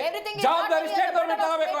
ನೀವು ಸೆಂಟ್ರಲ್ ಗವರ್ನಮೆಂಟ್ ಬಗ್ಗೆ ಮಾತಾಡ್ತಾ ಇದ್ದೀರಾ, ನೀವೇ ಹೇಳ್ತಿದ್ದೀರಾ ಮತ್ತೆ ಸ್ಟೇಟ್ ಗವರ್ನಮೆಂಟ್ ಅಲ್ಲಿ ಟೇಕ್ ಆಲ್ ದ ರೆಸ್ಪಾನ್ಸಿಬಿಲಿಟಿ. ಇಲ್ಲ ಬಿಟ್ಬಿಟ್ಟು ಹೋಗ್ರಿ ನೀವು, ಸರ್ಕಾರ ಮಾಡೋಕೆ ಬೇಕಾ ಇಲ್ಲ ಅಂದ್ರೆ ಯಾರು ಹೇಳಿದ್ದು? ನೀವು ನೋಡಿದೀವಿ. ಮುಗೀತು ಸರ್. ಅವ್ರ ಮೇಲೆ ಇವ್ರ ಮೇಲೆ ಅವ್ರು ಗೂಬೆ ಕೂರಿಸ್ತಿದ್ದಾರೆ. ಜನ ಬಲಿಪಶು ಸರ್. ಮೇಡಮ್ ಸೆಂಟ್ರಲ್ ಗವರ್ನಮೆಂಟ್ ಬಗ್ಗೆ ಕೈ ತೋರಿಸಿದ್ರೆ ಸ್ಟೇಟ್ ಗವರ್ನಮೆಂಟ್ ಬಗ್ಗೆ ಯಾಕಿದ್ದಾರೆ ಇವರು? ಹೌದ್ರಿ, ಇನ್ಫ್ಲೇಷನ್ ಸೆಂಟ್ರಲ್ ಗವರ್ನಮೆಂಟ್ ಸಬ್ಜೆಕ್ಟ್, ಅದ್ರ ಬಗ್ಗೆ ಮಾತಾಡ್ತಿದ್ದೀನಿ. ಸ್ಟೇಟ್ ಇನ್ಫ್ಲೇಷನ್ ಅಡ್ಜಸ್ಟ್ ಮಾಡಿ ನೀವು. ನಾವು ಹೇಳಿದ್ವಿ ನಿಮಗೆ ತಗೊಂಡೋಗಿರೋ ಟೋಪಿ ಹಾಕಿ ಅಂತ ನಾವು ಹೇಳಿದ್ವಿ ನಿಮಗೆ. ಅಷ್ಟಿದೆಲ್ಲ ಫೀಸ್ ಕಟ್ಟಬೇಕು ಅಂತ ದುಡ್ಡು ಕೊಟ್ಟು ನೀವು ಟೋಪಿ ಹಾಕಬೇಕು ನಾವೇ ಮಾಡಬೇಕು. ವಿಚಾರದಲ್ಲಿ ಇವತ್ತಿನ ದಿನ ದಕ್ಷಿಣ ಭಾರತ ರಾಜ್ಯಗಳಿಂದ ಜನರಿಗೆ ಯಾವ್ದಾದ್ರು ಆರೋಗ್ಯಕರವಾಗಿರೋ ಮಾತಾಡಿದ್ವಿ. ಯಾರ್ಯಾರು ಎಜುಕೇಶನ್ ಮಾಡ್ತಾ ಇದ್ದೀರಾ, ಯಾರ್ಯಾರು ಹೆಲ್ತ್ ಮಾಡ್ತಾ ಇದ್ದೀರಾ, ಉದ್ಯೋಗ ಕ್ರಿಯೇಟ್ ಮಾಡ್ತಾ ಇದ್ದೀರಾ, ಎಸೆಟ್ ಕ್ರಿಯೇಟ್ ಮಾಡ್ತಾ ಇದ್ದೀರಾ, ಬಡವರಿಗೆ ಮಿಡ್ಲ್ ಕ್ಲಾಸ್ ಫ್ಯಾಮಿಲಿಗಳಿಗೆ ನಿನ್ನೆಗಿಂತ ಇವತ್ತು ನಾಳೆ ಏನಾದ್ರು ಕಡಿಮೆ ಖರ್ಚಾಗುತ್ತೆ ಮಾಡಿದ್ರೆ ಹೇಳ್ರಿ ನೀವು. ಜನರ ಪರವಾಗಿ ಕೊಡದೇ ಇರುವಂತಹ ಕೇಂದ್ರ ಸರ್ಕಾರ ಇನ್ಫ್ಲೇಷನ್ ಬಗ್ಗೆ ಮಾತಾಡ್ತೀರಾ? ಯಾವ ನೈತಿಕ ಹಕ್ಕಿದೆ ನಿಮಗೆ ಇನ್ಫ್ಲೇಷನ್ ಬಗ್ಗೆ ಮಾತಾಡೋದಕ್ಕೆ? ಸೆಂಟ್ರಲ್ ಗವರ್ನಮೆಂಟ್ ಬಗ್ಗೆ ಅಸಹಾಯಕತೆ ಯಾಕೆ ತೋರಿಸ್ಕೊಳ್ತಾ ಇದ್ದೀರಾ ನೀವು? ಅಸಹಾಯಕತೆ. ಸ್ವಾತಿ ಪುರಾಣಿಕ್ ಸರ್. ಮೇಡಮ್ ದೂರದೃಷ್ಟಿ. ನಮ್ಮ ದಿವ್ಯ ಅವರು ಒಂದು ಪ್ರಶ್ನೆ ಕೇಳಿದ್ರು. ಮುಂದಿನ 5-10 ವರ್ಷಗಳಲ್ಲಿ ಕರ್ನಾಟಕದ ಅಭಿವೃದ್ಧಿಯ ಒಂದು ಚಿತ್ರಣ ಈ ಬಜೆಟ್ ನಲ್ಲಿ ಕಾಣ್ತಾ ಇಲ್ಲ. ಇವತ್ತು ಒಪ್ಪೋಸ ನಾನು ಊಟ ಬೇಕಾಗಿದೆ, ಹಸಿವಿದೆ, ಈಗ ನಿನಗೆ ಕೊಟ್ಟಿದ್ದೀನಿ ಅಂತ ಹೇಳಿದ್ರೆ ನಿಜ, ಎಲ್ಲ ಹಂಚಿದ್ದಾರೆ. ಆದ್ರೆ ಒಂದು ಉದ್ಯೋಗ ಸೃಷ್ಟಿಯ ದೃಷ್ಟಿಯಿಂದ ಮತ್ತೆ ಬೆಂಗಳೂರು ಬಿಟ್ಟು ಬೆಂಗಳೂರಿಗೆ ಅನಿವಾರ್ಯ ಕೊಡಲೇಬೇಕಾದ್ರೆ 40% ರೆವಿನ್ಯೂ ಬರೋದೇ ಬೆಂಗಳೂರಿಂದ. Sir, if my belly is filled, then my brain works, sir. If my belly is filled, then only my brain works. ಮೊದಲು ನನಗೆ ಆಹಾರ ಸರ್, ನಂತರದಲ್ಲಿ ಬೇರೆ ವಿಚಾರಗಳು ಸರ್. ಮೊದಲು ಆಹಾರ ಸರ್. ಇವತ್ತಿನ ದಿನಕ್ಕೂ ಕೂಡ ನಾವು ಇಷ್ಟು ವರ್ಷಗಳು ಮುಂದುವರೆದು ಕೂಡ ನಮ್ಮ ದೇಶದಲ್ಲಿ ಕಾರ್ಯಕ್ರಮದಲ್ಲಿ ಸ್ವಾತಿ, ರಿಷಿಕ್ ಅವರು, ಪುರಾಣಿಕ್ ಸರ್ ಭಾಗಿಯಾಗಿದ್ದಕ್ಕಾಗಿ ಧನ್ಯವಾದಗಳು. ಒಟ್ಟಾರೆ ಸಿದ್ದರಾಮಯ್ಯನವರು 16ನೇ ದಾಖಲೆಯ ಬಜೆಟ್ ಅನ್ನ ಮಂಡಿಸಿದ್ದಾರೆ. ನಾವಿಲ್ಲಿ ಗಮನಿಸಬೇಕಾದ ಒಂದು ಆಗತ್ತೆ ಸರ್, ಸಿದ್ದರಾಮಯ್ಯನವರ ಈ ಬಜೆಟ್ ಪ್ರತಿಯೊಬ್ಬರಿಗೂ ಒಳ್ಳೇದು ಮಾಡುತ್ತೆ ಸರ್. ಎಲ್ಲರಿಗೂ ಸಮಬಾಳ, ಎಲ್ಲರಿಗೂ ಸಮಪಾಲು ಸರ್. ಐತಿಹಾಸಿಕ ಬಜೆಟ್.